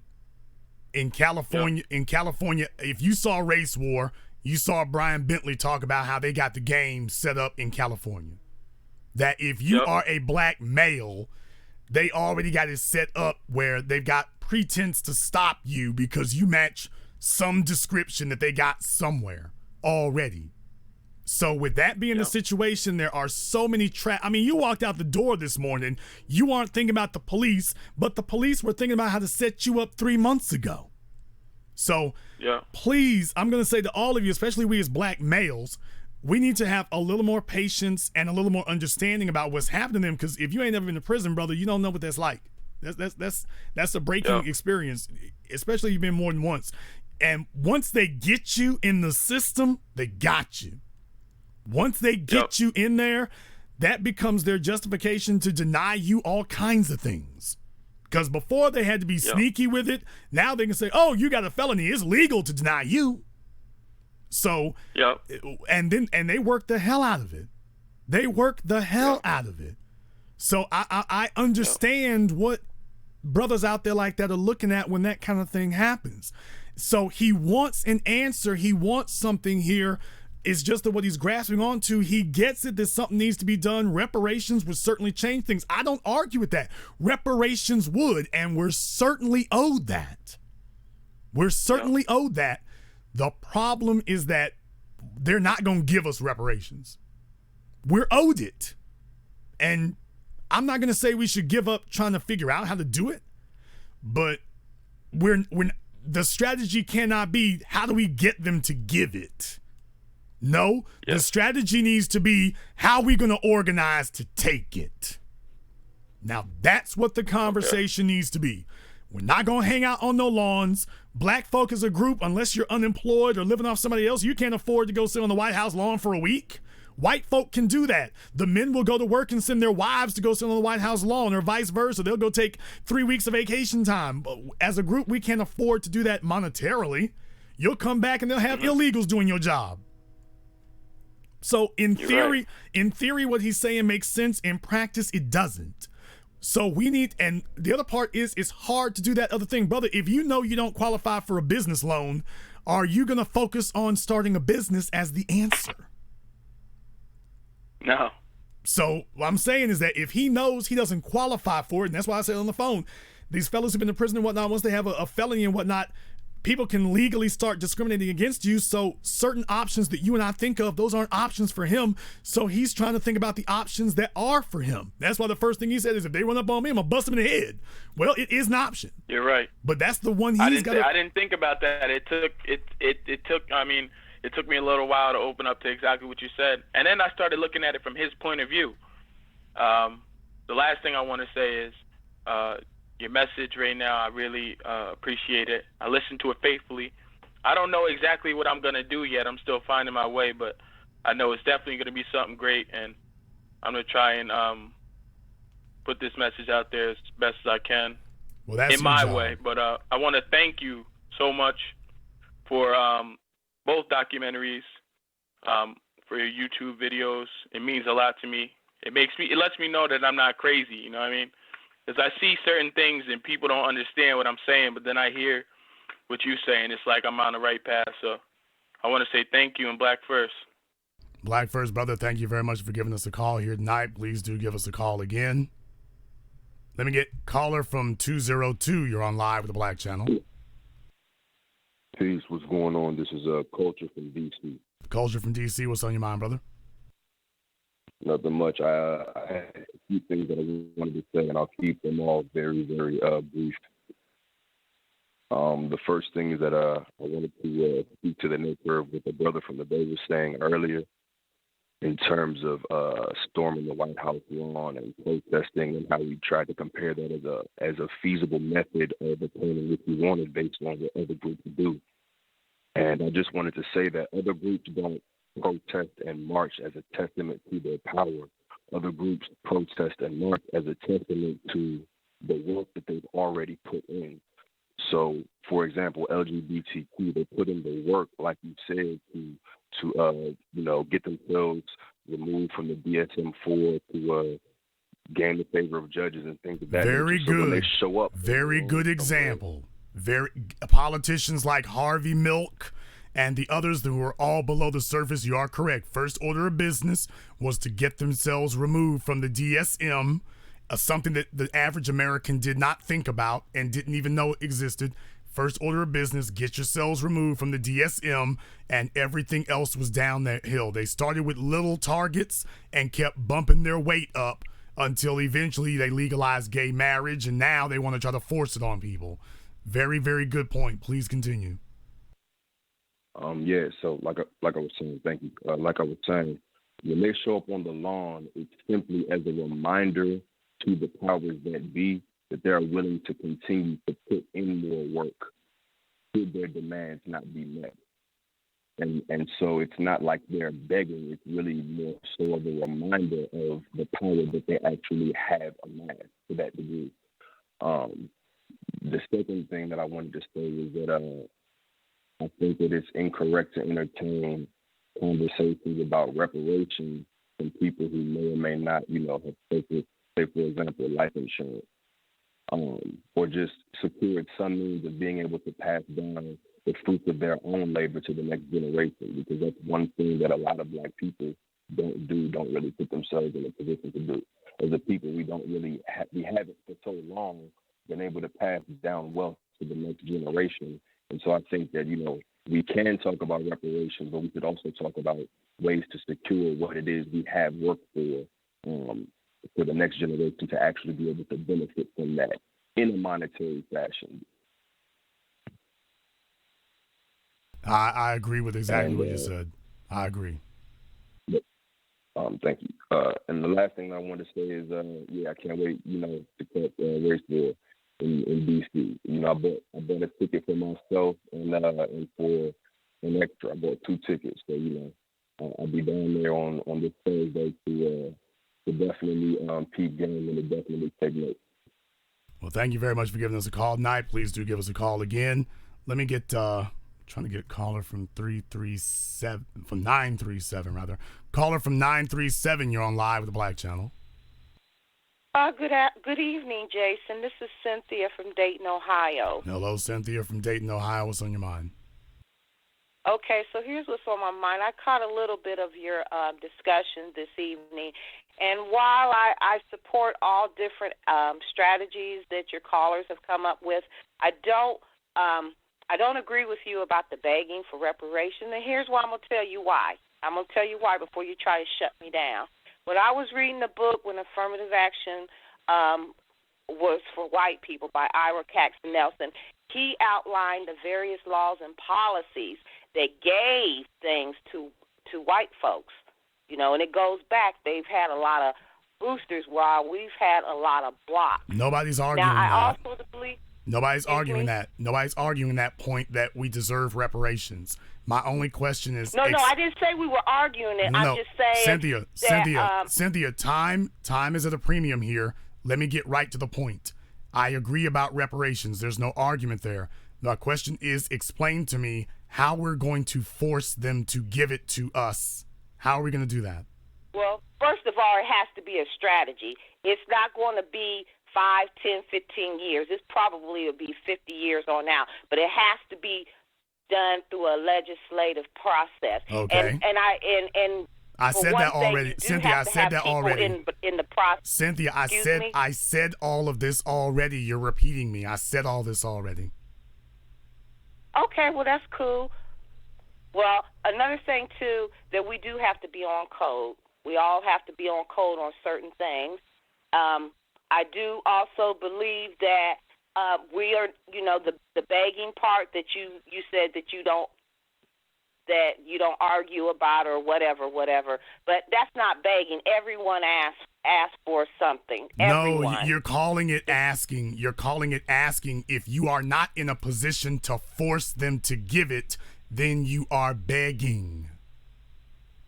Well, you can't. We are in a position to force them now. Let's okay, be real now. Okay, but we are in a asking. position, Okay, but we you don't may not be in a ask. position right now, but we are in a position to Okay, advocate. did you hear and what you just said? It starts from at the individual level because you ain't got to vote for everybody. I advocate to sit out. Because Cynthia, if your do you hear what you candidates just are not said? worthy of a vote.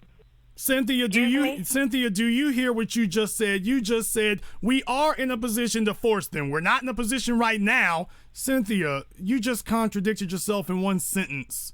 No, I didn't contradict myself. We are in a position. It has to be a process. Tell me, no. Tell me what we're in the to position of today. What are we in the position of today to force them to do? First off, in the position of the day, we all have to be on code about things. No, I said okay? today. First Today. You said we're in a position today. First be on code. Cynthia, this isn't for folk to we babble. Speak for us. Cynthia, we're not here for babble. Because everybody don't speak for us. Cynthia, I'm not going to argue. I'm not going to shout over you. We're not here for babble. You just said that we're in a position. I said, explain what we're in a position to force them to do. We're not in a position to force them to do anything. You're talking about, well, we'll get in the position. Well, if we got to get in the position, that means we are not there. So stop saying that we are. That's a false statement. And you're talking in circles and babbling.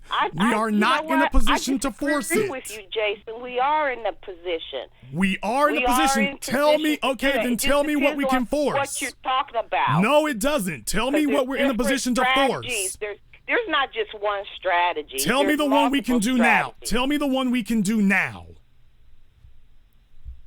Excuse me? Tell me the strategy that we can successfully accomplish today. First of all, today, now here in Ohio, we got this issue. It's called Issue 1, and what they're trying to do is deconstruct the drug possession charge because Ohio has a huge opioid epidemic. Okay, what does that got to do with reparations? What does that have to do with reparations? Didn't you just ask me something? Yes, I'm asking about reparations. I don't want to hear about decriminalizing drugs. What about reparations that you just said we could do something today? What is the something we can do today and force for reparations? And that's why I was telling you about how we could just do something. You said, how can we do something about our situation today? And I was telling you about reparations. About reparations. You said we could force them to do something about reparations today. Okay, I misunderstood. No, you did not. About reparations. Cynthia. First of all, you got to understand that we do have a justice claim. And there's also a project going on called the Angela Project. Cynthia. That they're starting those conversations. Cynthia. Yes. Not going to scream over you, dear. Here's what I want you to do for me, okay, Cynthia? I need for you to get serious. Get to Google, actually study this subject, hang up the phone, and then call back. You know what? And then call back when you are fully informed. To somebody because I'm dropping this information on you, and you trying to be real funky about it. Cynthia, you are uninformed and babbling. No. Black folk talk for attention. When someone challenges you. Black folk talk for attention. And she's used to, let's just be honest, she's used to being in a situation where Negroes sit here and listen to a woman babble in their ear. That's what they're used to having. They're used to having a woman, I'm saying it because that's the truth. Negroes will listen to a woman babble if they want some sex. They'll listen to you sit there and say this nonsense if they think there's going to be some sex at the end of your nonsense. So they'll sit there and hear you talk this garbage that isn't right. You'll sit there trying to filibuster and talk over them, which a woman is out of her place when she does that. A woman is out of her place when she does that. But dudes will sit there and listen to you say this nonsense if they think there's going to be some sex at the end of it. Problem, when you talk to a fella who doesn't want some sex from you, he can stop you and say, hey, you're babbling, get to the point. She's not used to somebody being able to just say that.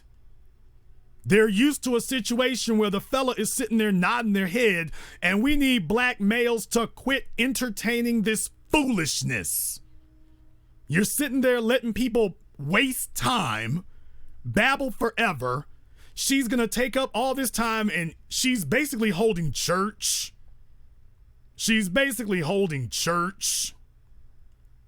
So you're sitting there listening to her ramble on, and then you end up with nothing productive coming out of it. Nothing comes out of it productive at all. And she's used to it because usually Negroes will just let you talk and talk and talk and talk, even though you ain't got nothing to say. She sat here and said what she disagreed with me on, and then said exactly what I was saying before. And then I'm like, okay, well, tell us what we're going to force them out to do. But you see, with the drug laws out there, we were talking about reparations. Oh, I thought we were talking about something else. No, you don't. You think that you found an easy target for somebody to listen to you because, can we just be honest? Usually black males will sit there and give you attention, or at least give you an audience for a little while, no matter what. They will usually just sit there and try to wait you out. Well, okay, what she's saying is nonsense, but I'm gonna sit here and see if there's some sex at the end of this nonsense. Brothers, we need to quit lying to these females, making them think that we're really believing what they're saying. And ladies, you need to quit trying to get fellas to play along with it. Because that's what really happens. They find an audience, males will give them an audience, and then they're going to sit there and entertain it. That's what they'll do. They'll sit there and try to get a male audience to just sit and listen to them ramble, and then nothing got done. Nothing got done at all. Nothing, period, except she got to get you to sit there and listen to her. And then when it's ultimately over, okay, what was the point? Oh, there wasn't a point. You see, what occurred here is that with the drug laws as they are currently written here, we have a proposition 528969BB1145, and with this proposition, we'll be able to roll back these laws that are criminalized against us, and especially it takes a big toll on the daycare workers. It's the daycare people here right there. The children don't have their mamas at home, and they don't have a job, and they can't grow up, and they got to eat oatmeal, and that's not what we really need right there. We need more raw vegetables. We need more raw vegetables and more raw minerals, and we need more mineral rights. We need mineral rights around here. If we had mineral rights, that's what would be able to get us together on this, the mineral rights about that. And then people would be more prosperous. We'd be more prosperous, and then we'd have land. And, with the moon landing, when the white folk had the moon landing, the landing was, significant, and the world saw the landing. Okay, is there a point at the end of this damn sentence? When I made it from reparations to the moon.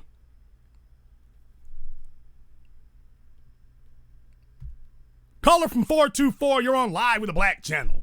Damn it. Hello? Yes, 424, that's you. You're on live. Hello. Okay.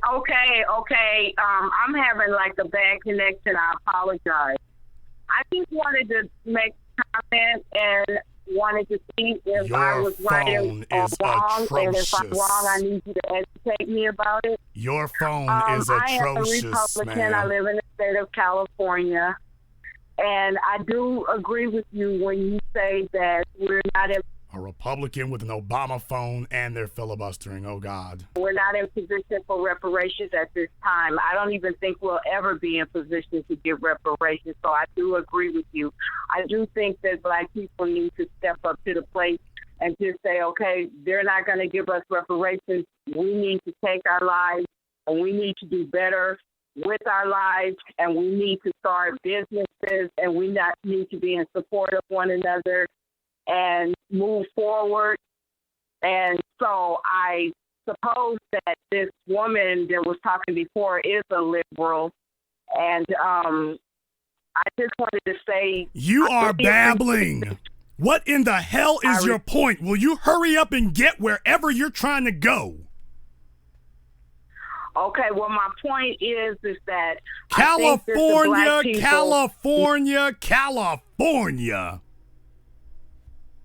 I do think that the black people today, at this present time, they need to take and study politics more. That's my point. Okay. Do me a favor, will you? Yes. Hang up the phone. Okay, thank you. Dang. Caller from 206, you're on live. Hi, can you hear me? Yes, I can. What's your name? Where you calling from? Terry calling from Seattle. So I came in midway of your show. So I had wanted to, I didn't get to hear if you spoke about unifying first, because to me, nothing can be done without unity in the black community. Define that word. So did you speak about whoa, slow down. First of all, unify? Okay, slow down, wait a minute. First of all, what was your name? Terry. Your name is Terry? Yes, Terry from Seattle. Terry from Seattle. Okay, I want to make sure about that. First of all, define that word, because we can't have a discussion about a word unless we both have a common frame of reference. Define unity in the context in which you're trying to use it, and give me the Reader's Digest version. Don't give me a lecture. Just give me the definition of unity, the manner in which you mean it. I'm sorry, I didn't hear you say give it out the dictionary version?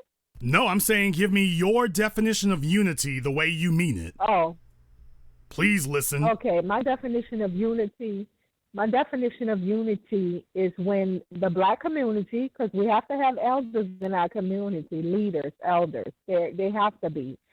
So when they are all on one page and they set the record of how we're going to move forward, and everybody is in agreement with that. We're not going to have every black person be completely in agreement. You might have a few that say, well, no, I don't think that's the way, but the majority rules. So when all of us have that agreement, we move forward on the same. Yeah, we are you saying something? No, and you're not either. Okay, I was just. Let me ask a question. Okay, Terry, let me ask a quick question right quick. How old are you? I'm 41. You're 41 years old. Do you have any kids? Yes. You have kids? I do. I have one 15-year-old son. Okay. Do you have a husband? Not anymore. Not anymore. 2 years single now. Oh, my condolences. Wait a minute. Is he still alive or did he leave? He's still alive. Okay. So somehow he decided he found greener pastures. Here's the issue, Terry. The issue is that black people are chasing this elusive. Black people tend to talk in fantasy-based, illogical terms. When they use the word unity, what they really mean is everybody agreeing is what they mean, or some critical mass of people agreeing. Here's the problem with unity. The problem with unity is that if unity means we got to bring along Jamel Hill and Stacey Dash and Clarence Thomas and Tiger Woods, if that is who we must, quote, unify with, if that becomes the definition of unity, if we have to accept bastard baby makers, which is the crux of so much of the problem, if we have to accept an interracial agenda, if that's what we call unity, then I want anything but unity. If that's the definition of unity, is I gotta find common ground with our idiots, clowns, jerks, bedwenches, bucks, coons, morons, idiots, sambos, uncles. I gotta find common ground with them, and we'll call that unity? Oh, hell no. Give me anything but to hell with unity if that's the definition of it. There is only one unity that I am interested in. I am interested in empowerment. And if your definition of unity does not specifically prescribe empowerment, then I don't want any part of it. If what you're talking about makes us weaker, I don't want any part of it. If you don't have a standard that says this is what we are against so that we can keep our unity pure, I don't want any part of it. So we throw that word around and throw it around as a slogan, and nobody can really define what they mean by unity. They just want us all to get together in the same room and call it unity. Unity without an agenda is worthless, and unity without an agenda that does not empower you is worse than worthless. It's poison.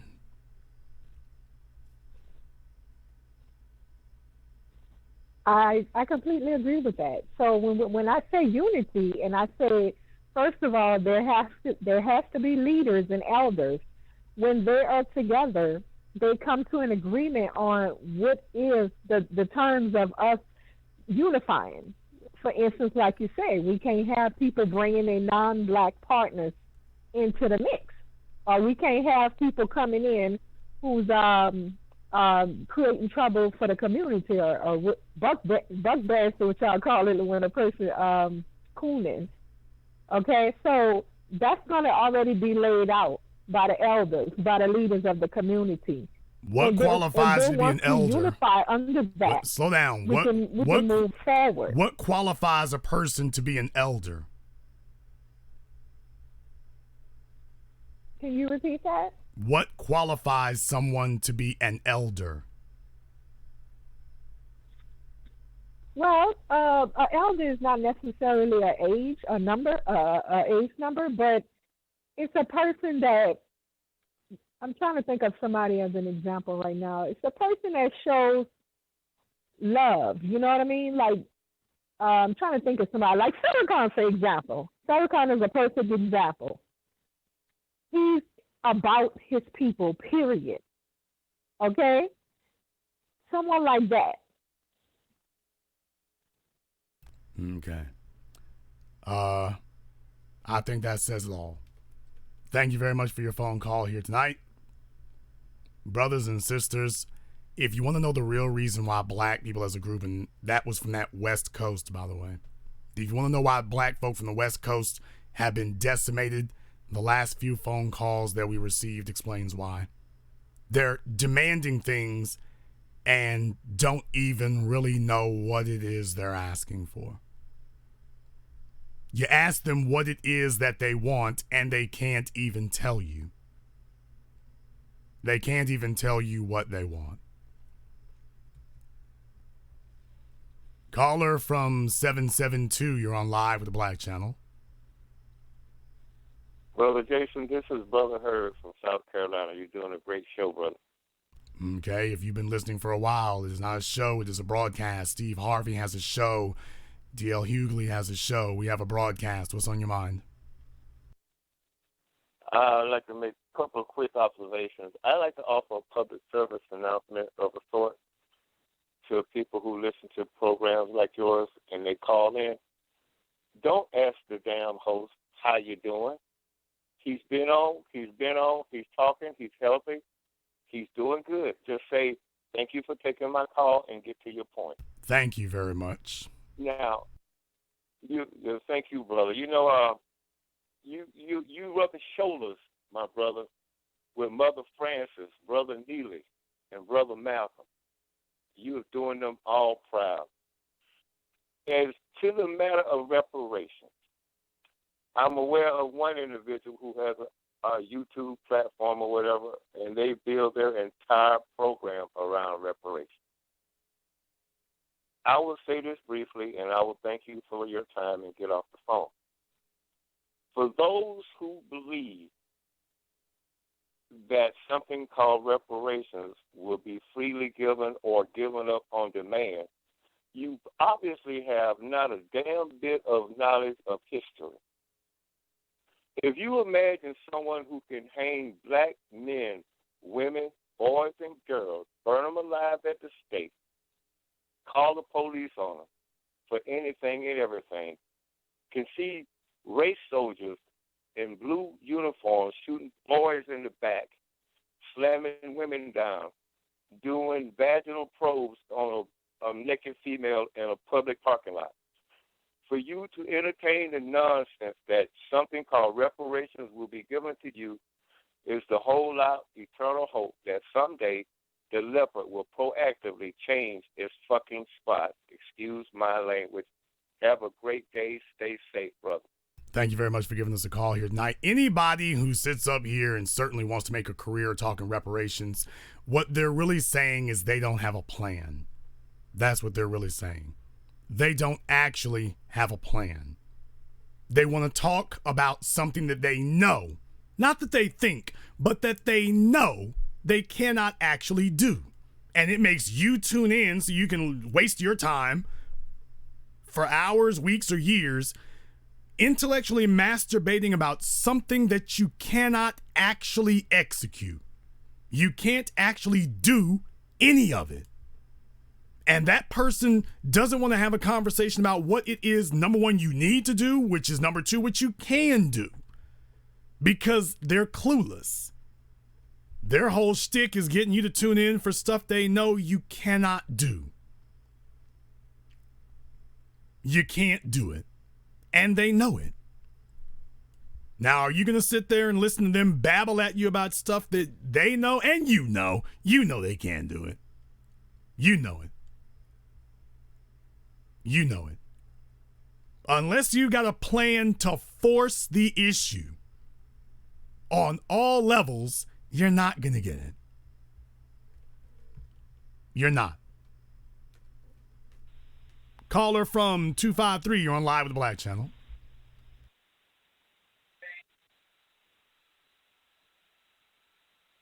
Caller from 253, last try, you're on live.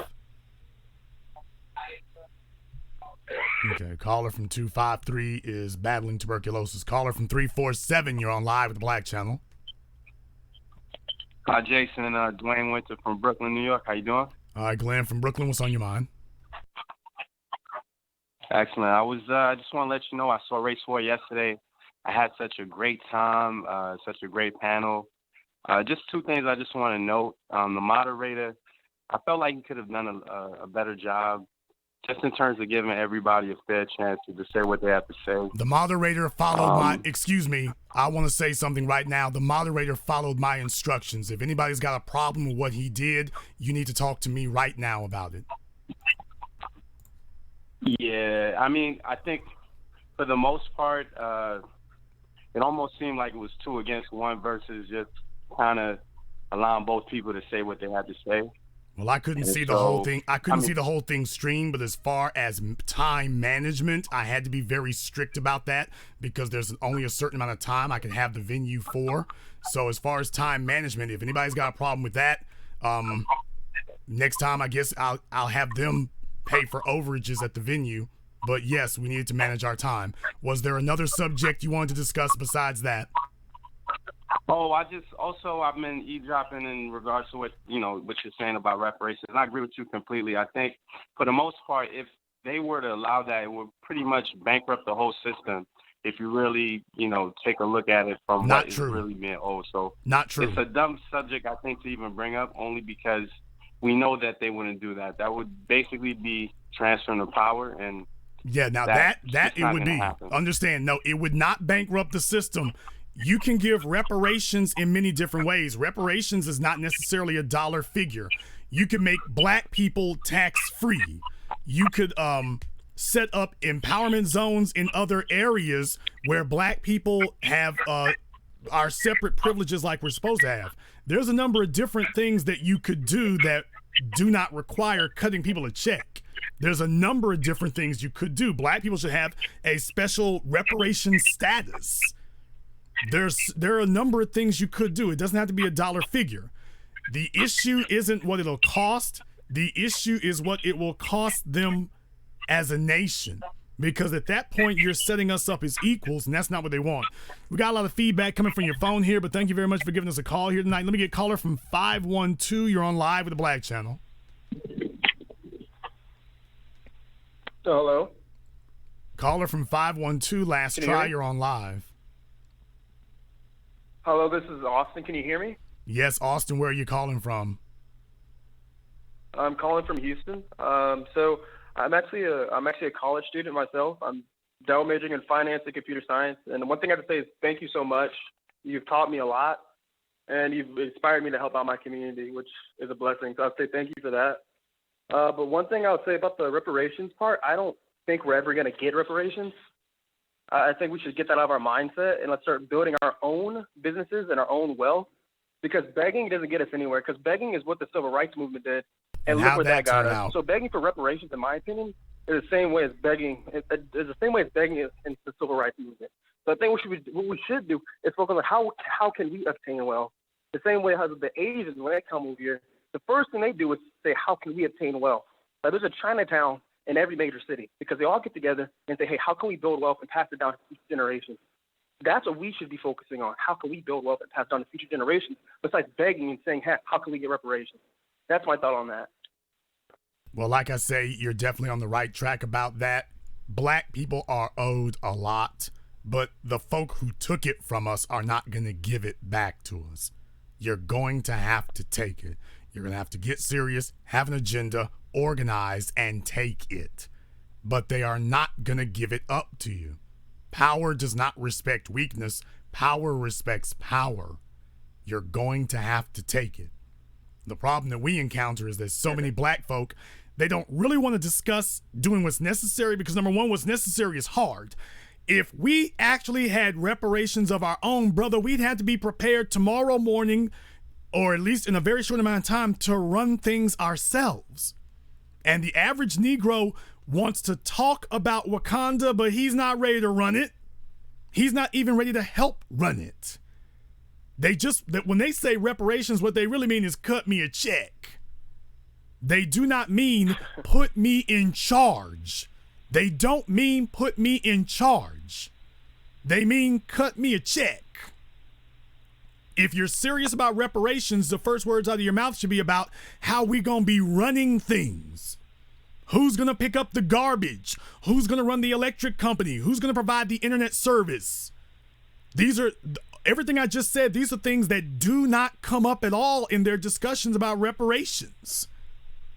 Yeah, we're supposed to get reparations, but they don't want to tell you what's gonna happen the day after.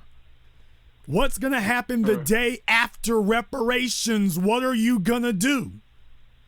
After they cut you a check, now what? You know exactly what they're going to do, brother. Is straight to the Mercedes dealership, straight to the white realtor.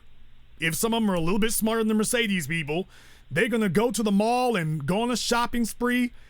That money, 90% of that money will find its way back to white society within 30 calendar days. That's what would happen. Because the most 90% of the people who get it would not be seeing it as this is what will set me free. 90% of them will simply see it as, hey, I came up. This was winning the lottery. I didn't come up. They won't think about their children. They won't think about legacy. They won't think about tomorrow. They won't think about making sure that now that you're out of bondage, you don't go back. They won't give a thought to it. That's why in its current form, it simply would not work. Even what I said about tax exempt status, it won't work for them because they won't take the savings or anything else and use it to invest in themselves. They'll take the savings and go do what they've been doing. If you don't actually have an agenda for reparations, you will not be able to stay free. That's true. I feel like that's a lot of things. That's a lot of like older people. No offense to older people, but I've seen the so-called people in the past few generations. The way they talk, they don't talk about passing down wealth. They don't talk about getting wealth and obtaining it. I've seen that a few times. Like the best thing I can think of is my grandfather. I mean, he owned his own bus company in Rochester, New York, and he said differently. I'd say the way African Americans were thinking during that time was not thinking about obtaining wealth and hiring each other. They were more worried about let's go over here, let's go to the Asian community, let's go to the other communities and shop there and stuff like that. That's the way they were thinking. And the people who were thinking like that are the so-called elders of today. Like, no offense, but I'm just being honest. That's the elders of today who gave wealth to other communities is the so-called elders of today. And I hear them talk, and I hear the way they talk. Oh, we fought so much for y'all. well, we were younger, we had it much harder. I'm like, I don't agree with that. I feel like actually my generation has it harder because we don't have no wealth to compete with. And so, if there's any elders listening right now, hey, no offense to y'all, but I'm just saying you have to look at it both ways. Like, look, back in that time, y'all had there was opportunity. Like I said, my grandfather owned his own bus company, and then after after integration, people stopped using his bus company, and it fell out because of that. That's just one of the few things I have to say. I'll let you have the last word. Last word is, yeah. We need to stop thinking about the reparations thing. That's not something that's ever going to happen. We need to focus on what we can build with what we have right now and how we can multiply it. And yeah, be one. Black First, brother, thank you very much for giving us a call here tonight. Please do give us a call again. Let me get caller from 478. You're on live with the Black Channel. Hello? Yes, caller from 478. You're on live. Hello, Jason. This is Nero from Macon, Georgia. Nero from Macon, what's on your mind? Yes, sir. I just wanted to make a point that, number one, if we as a people don't learn how to use the most powerful tool that we have, our minds, everything else is going to trash. Because like you said, without an agenda, that money will be just like when we were freed from slavery. They'll open the door, let us out, and then we'll all look at each other going, well, what do we do now? Black people, Thomas Pierre Lopez once said to me in Gentrified, he said, if you want to know what the black agenda is, ask white people. Because black folk as a group, generally black people as a group are waiting for white people to give them purpose and direction. I didn't say marching orders. I said purpose and direction. We're not self-driven. Right. We don't say this is my purpose. We're waiting for them to tell us what our purpose should be. And as long as that remains the mindset, you could give us all $1 billion. If white folks say your purpose is to integrate that $1 billion, guess where we're going to be in 30 days? Even worse off than we are now. I'll let you have the last word. Hey, I thank you for everything that you're doing. And keep on doing it, brother. We need it. And you have a nice evening.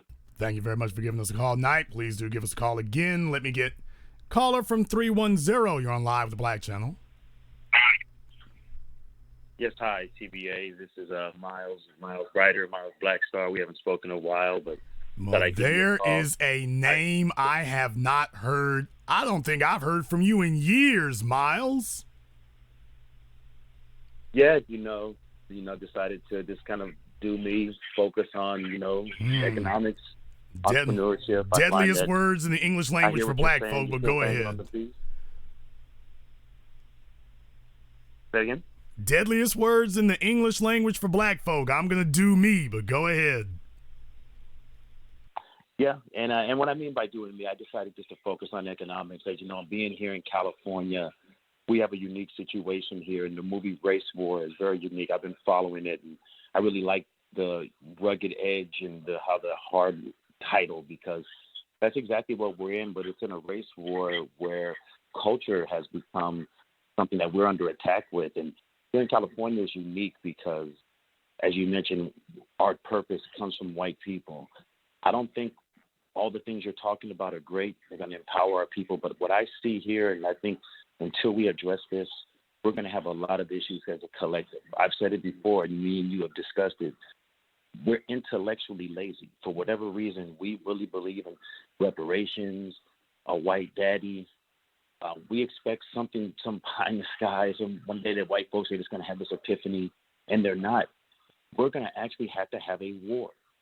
And blood is going to be drawn, and lines are going to be drawn. And only from that will we ultimately be free. And I think I've come to that realization. So I didn't just do me in the sense of just smoke some weed, get high, and not do anything productive. I went to me because I realized until black people get serious and are willing to draw blood, and from that blood draw the lines of what our culture, what our people stand for, what I see here in California is a disaster, man. Like, we have no culture here. We have no community here.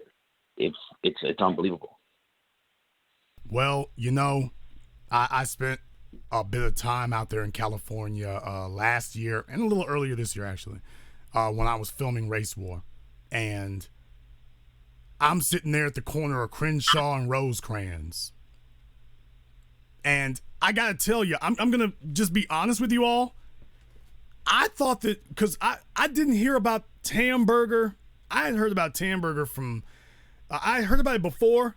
And it reminded me again because Game has a song he put out called Roped Off. And he says that during the song, I'm at the Tamburgers eating fries. Now, how many niggas done died eating number fives? So that was the first time it was reminded to me about Tamburgers in the modern era. So I actually went by there because this was after Suge Knight ran the fella over. And of course, the neighborhood's a little rough around the edges for certain. But the first thing that strikes you is you're in the middle of Compton and it's nothing but Latinos making that corner.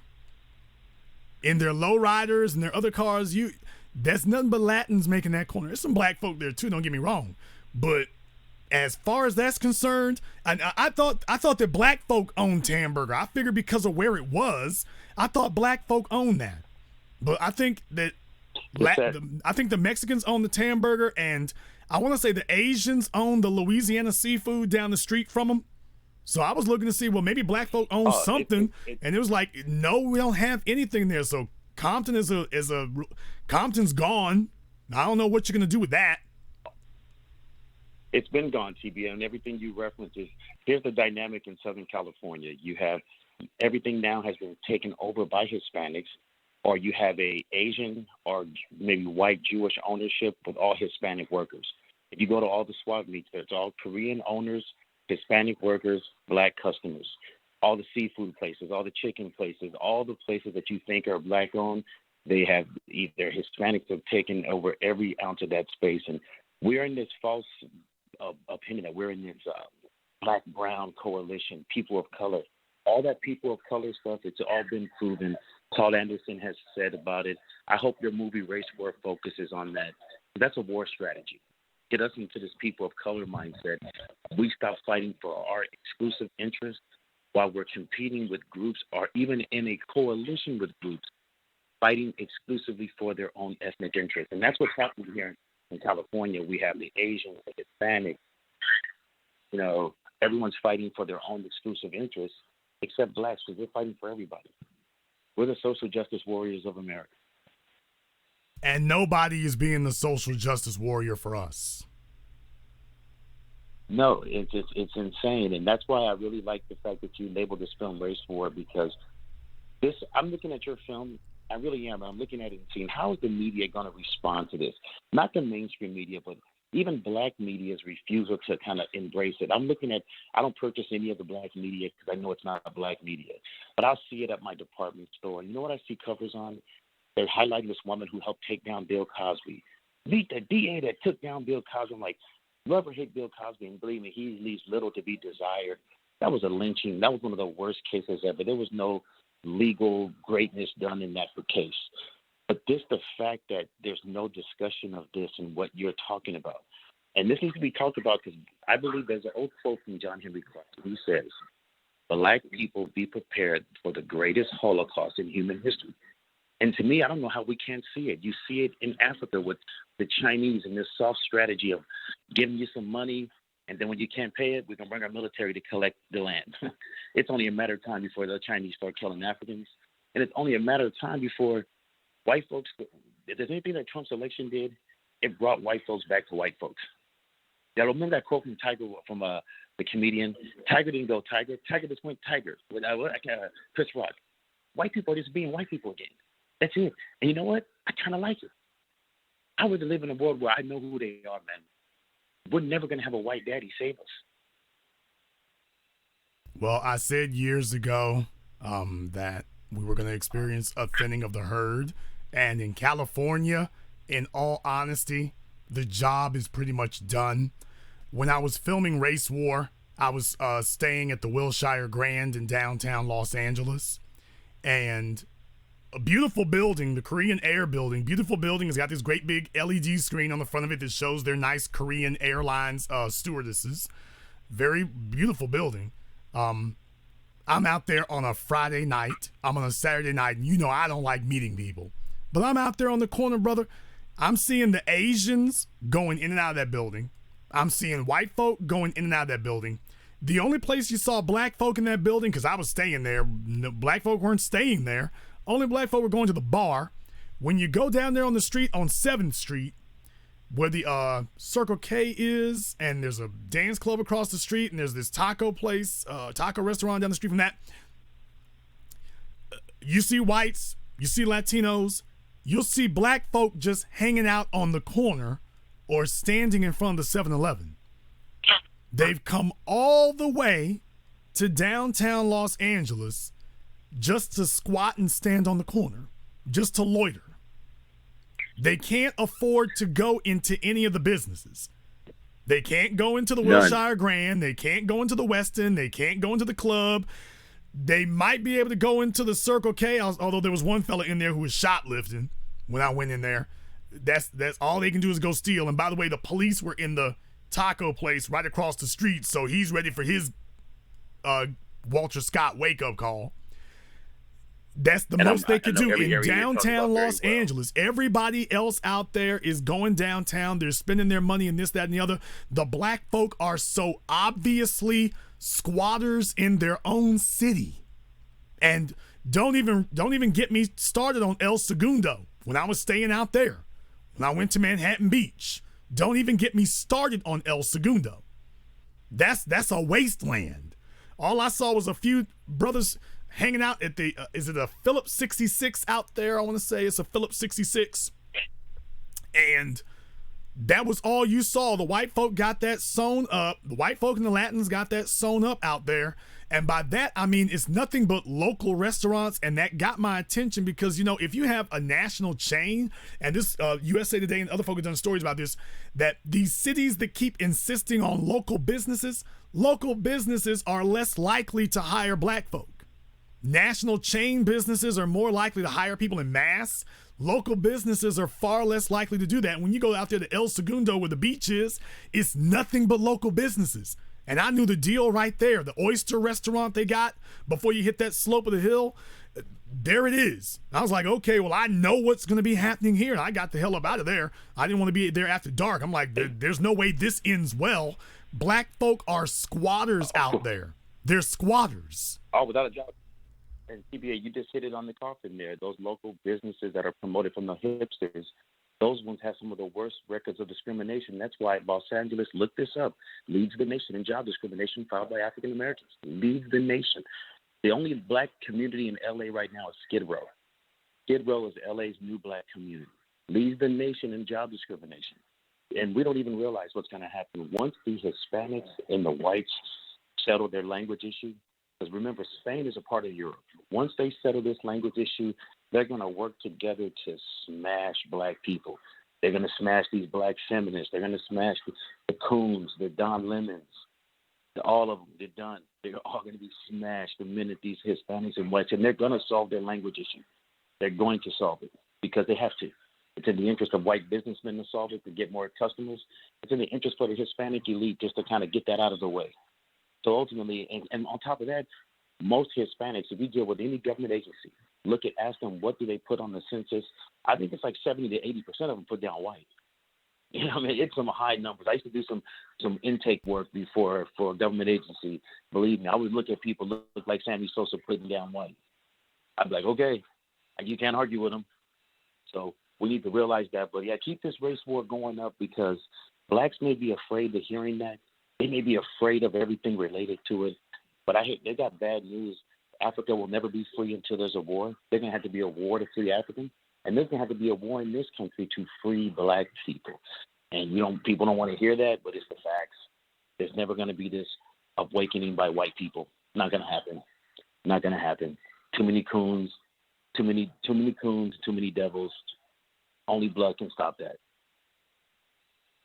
Well, thank you very much for checking in with us, Miles. As you can see, we're still doing the job over here, and definitely we're coming to Los Angeles this weekend. I expect to see your face in the place. I may try to get down there. Don't try. So, you owe me about no matter three. what. You owe me about 3 years worth of presents. You need to make a special occasion to show up this weekend. Are you gonna be there? I just might be. I just Okay. might If you're be there, there. I'm there. How about that? If you're there, I'm there. I just might be there. Now, if I start If showing you're there, I'm pictures, there. if I show pictures and I don't see Miles down there, we're gonna have a problem. If you, on Black First, on a real black code, on a real code of conduct that black men have, if you're there, I'm there. Well, I expect to see everybody there this weekend. Thank you very much for giving us a call. Caller from 832, you're on live with the Black Channel. Hey. What's your name? Where you calling from? I have no clue. Okay. In that case, then, Can you hear me? figure out who you are. Caller from 973, you're on live with the Black Channel. Peace, Jason. Okay. Name is Rob. Whoever you are, if you're on a speakerphone or something, you want to take it off. Okay, I'm not on speakerphone. I'm actually on a landline, but I'm not sure. I hear a lot of static, though. It's not static, it's the issue. What was your name? Excuse me? What's your name? Rob from Jersey. Rob from Jersey. North. What's on your mind? Yeah, I just wanted to say that at the end of the day, it will be bloodshed. It's not just going to be about economic empowerment, which is definitely the first thing that we have to focus on. But it's going to get ugly, and a lot of us are not going to make it, and that's all right, because at the end of the day, we have to die anyway. So you better die for something. It's better off dying for something, dying for your family, standing on your square, than dying a coward. Well, you have to understand something, though, Rob. Most black people are not actually living for anything. Most black people are just existing. They're not actually living. They don't actually have anything that they would either fight or kill or die for. The average black person does not. So what you're saying, while it is the code of every other people, and it should be ours, is a foreign language to black people. Black people as a group do not adhere to it because they don't actually have a reason for being. This goes back to what I meant before about our sense of purpose. Once you have that, then you have things you'll fight and kill and die for. But in a day and age where women are having keep a nigga babies, and the keep a nigga babies are watching their mothers and their grandmothers get done the hell up by police, and they sitting there talking about World Star, they video recording it but not helping their mamas out, that's how you got there. Right. But those are the casualties of war. That's it, man. See, I'm on the same accord with you. With you got to cut the fat, man. And it's sad to say, but I mean we have to look at it from a practical standpoint. If we like you said, you're not going to drown trying to save someone else. It's going to be your survival instinct is going to kick in. If they flailing around bringing you down, you have to let them go. And that's women, children, your grandmother, your auntie, your uncle, whoever. It's just how it is. Well, definitely you have to have a sense of purpose to make that work. What you said is correct there. Thank you very much for giving us a call tonight. Please do give us a call again. Let me get caller from 470. You're on live with the Black Channel. Yes, this is Cedric out of Atlanta. Cedric out of Atlanta. What's on your mind, brother? And yes, I just wanted to make a quick observation here with the past callers before I kind of came in on the reparations part. And it's really disheartening to see that even though we're in the middle of a race war, you still got black people talking about handing non-black people handing us things like reparations and doing things like coalitions with people, and people got to understand like it's called a competition for a reason.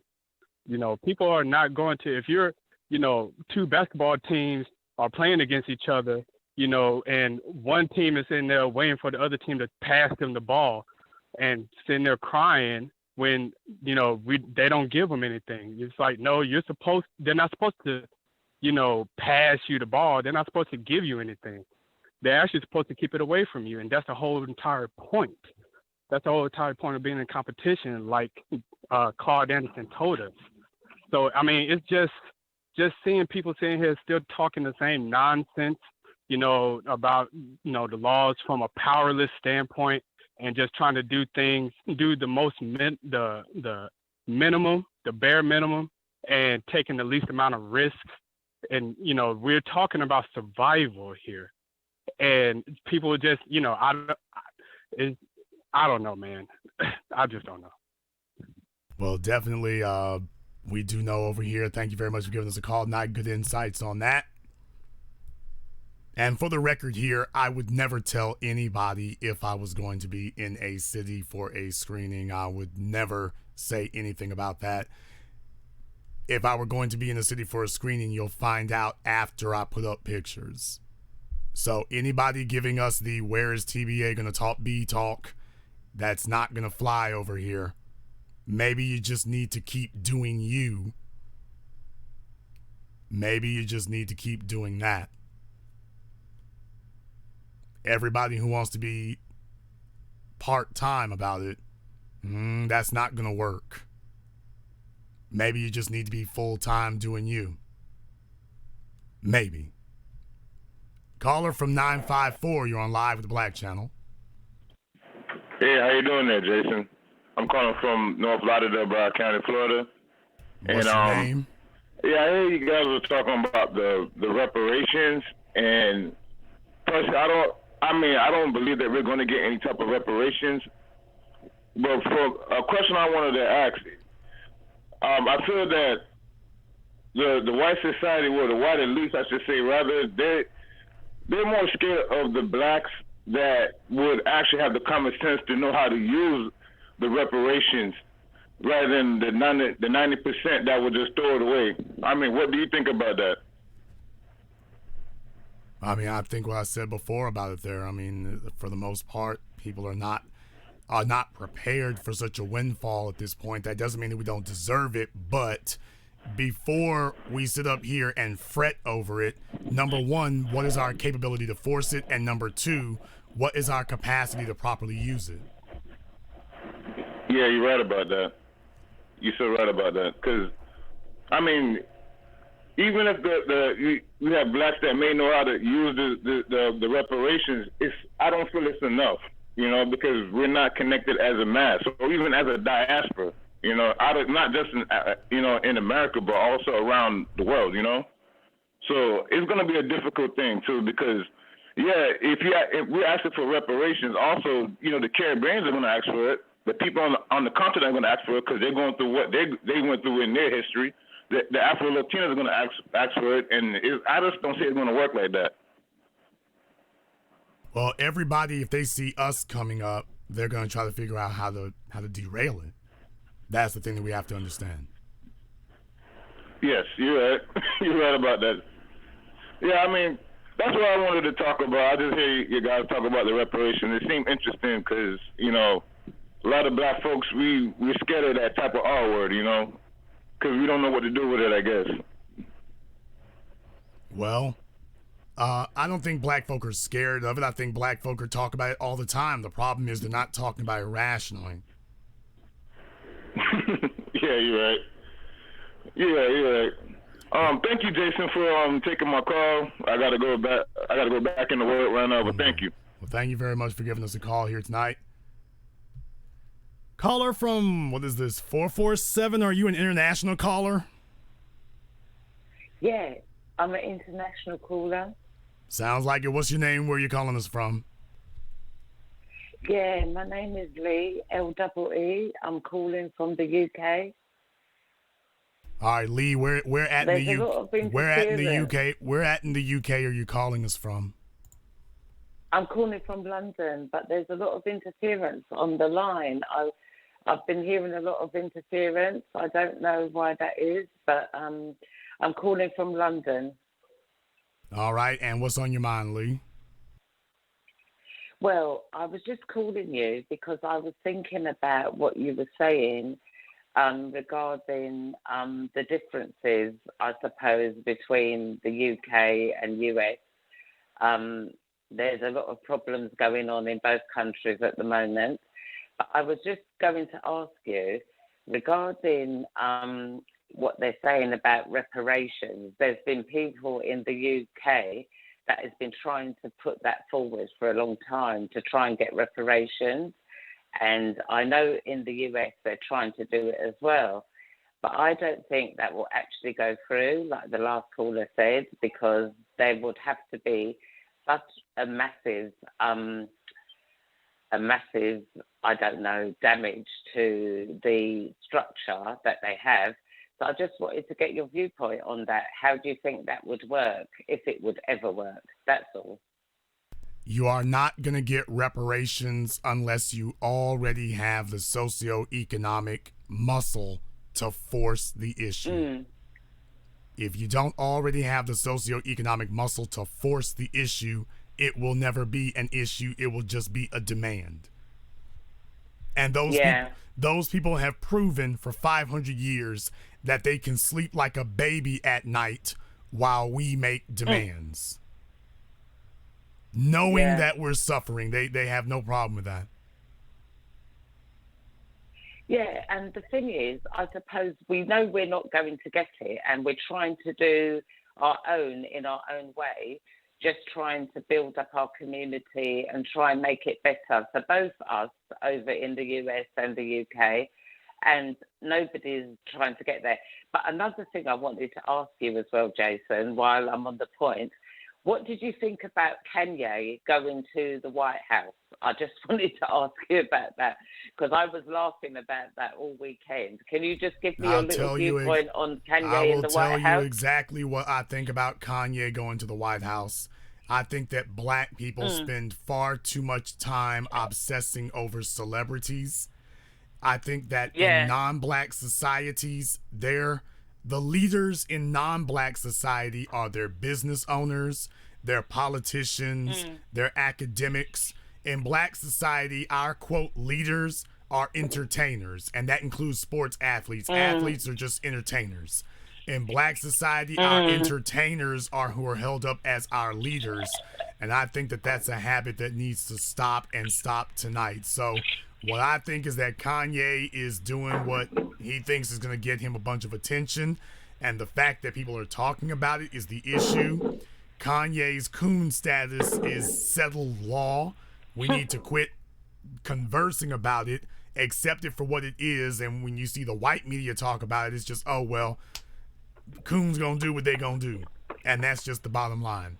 I'll let you have the last word. Yeah, I'm just going. I just wanted to ask your viewpoint on it because I was thinking that him doing that, I don't know if it's a publicity stunt or I don't know if he's really off his meds or what's going on, and I can't help but wonder, why would they actually entertain him? Why would that be entertained in that forum? Because remember, as much as we're not looking at Donald Trump for any leader of the free world or whatever they want to call it, why would he entertain anybody? Because like Donald Trump is an entertainer. Play the fool? Donald Trump did not make his really big money in real estate. He made it in entertainment. He made it with that show, The Apprentice. Donald Trump is exploiting the White House to boost his. He's exploiting the White House to boost his business interests.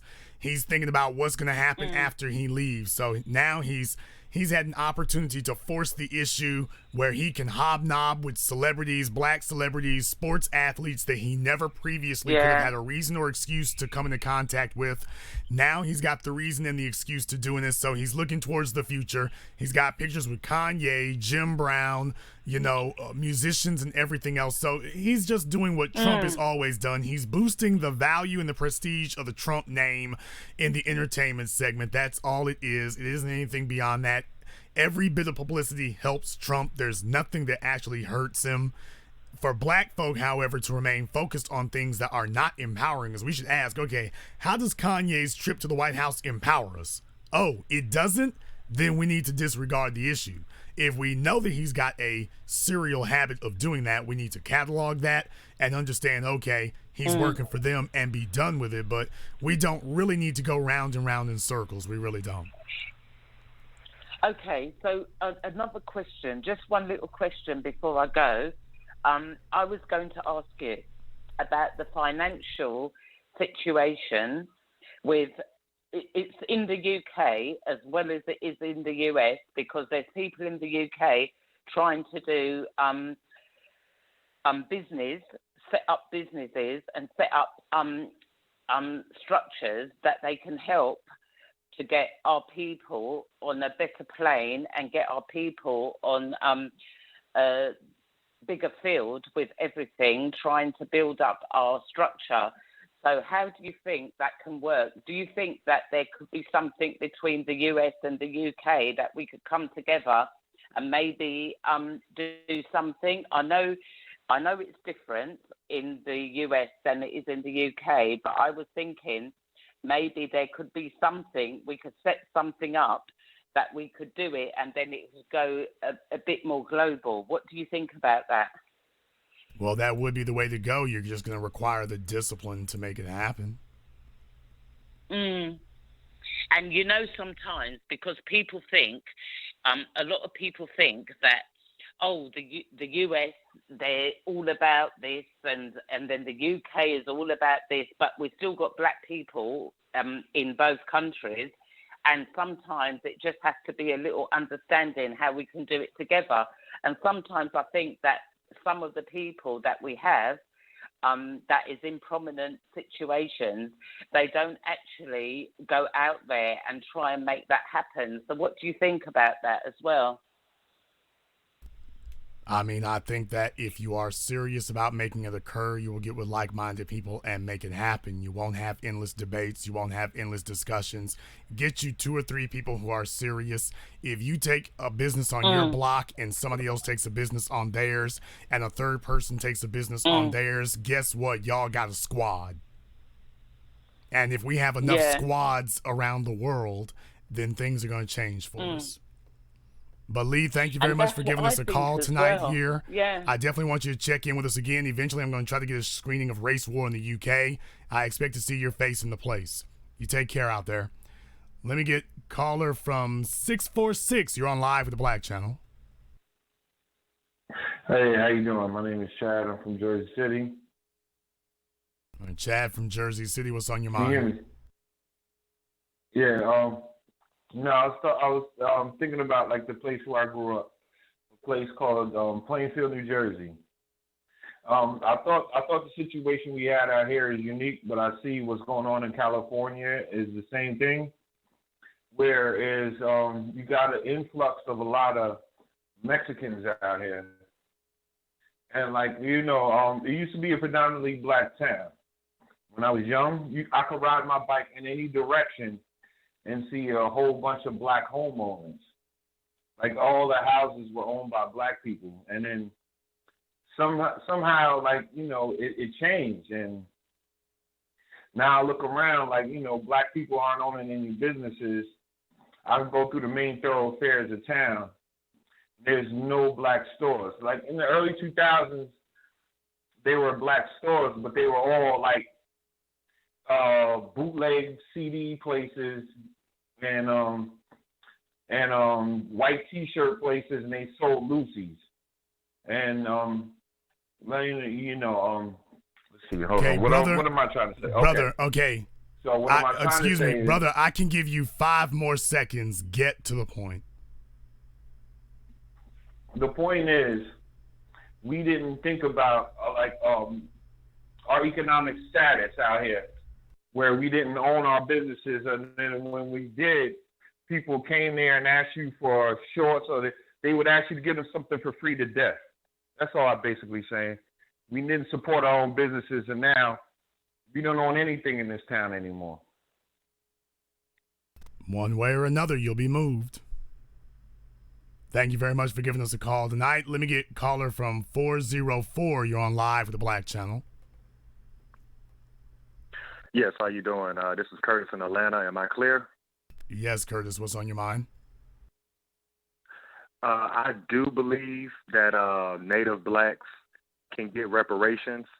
I think it's going to take, well, I know it's going to take people like yourself and me. I think the entrepreneurs within our group have to take the forefront and get these quote-unquote college-educated people to take a back seat and get the people who can actually take ideas and make them come alive and teach our people or reintroduce to our people how to be disciplined and how to attain goals one step at a time. And I believe the first goal is purge the churches because they're no longer on our side. They were on our side in the civil rights movement. They've been compromised. That's a lot of money we're giving to an institution that does not help us. Well, I mean, that's one option there. That definitely is something that should be revisited. What you just said is spot on, that the folks who go and get their college degrees are usually really just looking to be a cog in the dominant society's machine. We need black folk who are going to help us build our own machine, not look out for themselves and I'm going to do me, as if somehow, quote, taking care of you or, quote, focusing on myself is somehow you can establish some special protected status for yourself that's separate for everyone else. Well, if I improve me enough, then I'll protect me. No, if you aren't interacting and working with the group, then you're by yourself. And every black person, they try to, when we put them on the spot and say, hey, what are you doing for the group? Oh, I'm just focusing on me right now. That's really a half-coon status, to be totally honest. Everybody wants to be a cog in white society's machine. We need black folk who are going to help us build our own, and that's exactly where we need to be at right now. Thank you very much for giving us a call tonight. Please do give us a call again. Let me see if I can get caller. I'm going to try to get one more call here. Caller from 904. You're on live with the Black Channel. What's going on, Jason? This is Willie from Florida by way of Texas at this point in time. Your truck driver, buddy. Hey, I just want to say congratulations on Race Wars premiere. And I was watching the broadcast with Jared Taylor, and they were asking the questions. And I kind of noticed that he was co-opting a lot of pro-black talking points, and these people are actually listening to us. If you pay attention to Kanye West and Candace Owens and these people, and I think that Candace Owens situation needs to be addressed at some point in the near future, that they're trying to co-opt black empowerment at this point in time to get black people to move to Republicans, to the Republican and conservative party, even though we should be conservative in our own right, but not on their terms. Basically, the conversation tonight, I've been hearing a lot of people talk about reparations. I think that we should use reparations as a catalyst, not as, that we're going to actually get reparations, but say, look, you owe us. You committed these atrocities against us. And we should start to try to create an organization. And this is my thing. I think we should, like, Black First should become like a fraternal order. This is my point of view, that Black First should become a fraternal order. That way you have a code of conduct that you can enforce. That way you have rules and regulations, and you can push an agenda within that crowd of black people that, they meet the qualifications. And you can start having your meetings, kind of like the Masonic order, and you can start building that way instead of, we try to publicly get everybody and wake everybody up. And I don't think that that's going to work. Like, it's too many sleep people. I think we can still push the propaganda out, but I think that the inner machinations of D1 should be internalized. And then from there, everything else might make, 90 seconds. We will get, and those that we won't get, we won't get. But one thing that was said tonight that kind of, it stirred some in me was when the one caller, the lady, I think she's from Cali or somewhere, but she said that it'll take 50 years to get reparations. at the rate of black people swirling right now, and I think that's one of the reasons they're pushing interracial relationships, is that in 50 years it won't be a whole lot of black people. Like we're a minority of a minority already here in America, and as black men, and then this whole swirling thing is out of control right now. Like they're going crazy. So I think that, that could be one of the reasons why, if you want to argue the fact of reparations, they might push that agenda to minimize black society.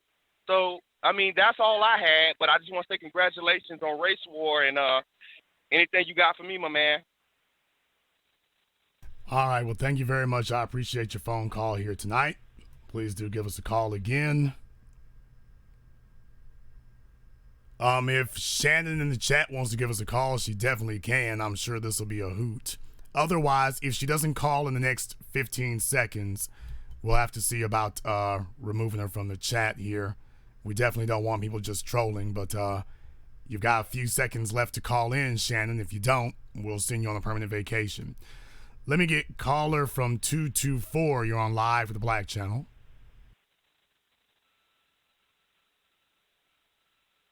Caller from 224, you're on live with the Black Channel. Okay, caller from 224 has been abducted, but that's all right also. Well, it's been a very full weekend here at the Black Channel. A lot has gone on. I hope you all have learned a lot from tonight's broadcast. I hope you've learned a lot as individuals. And that's important also. As black people, we have inherited a mentality of being subservient. And with race war having been opened and how we did it and the manner in which we did it, I hope that everyone sees here exactly how power should be exercised. I hope they see how power should be used. That's going to be an important thing now and in the future, if we're actually going to have a future. This Thursday, race war is going to be spreading around the country. I want to see everyone there. You can go to our website, racewarmovie.com. That is racewarmovie.com. Big event happened in New York. Looking to do more of it around the country here. Dallas, Houston, Philadelphia, D.C., Atlanta, Detroit, Chicago, Norfolk, Louisville, Los Angeles coming up this weekend. I want to see everybody there. Everybody who saw the Q&A session and you saw how you felt when it cut off. Hey, you want to be left out again? Understand that. RaceWarMovie.com. Everybody's talking about it. Come see why. And this concludes tonight's broadcast of the BlackChannel.net radio program. I am your host, your brother, your humble servant, the Black Authority. And until next time, my brothers and my sisters from around the world, remember, black is the future, and the future is uncompromising.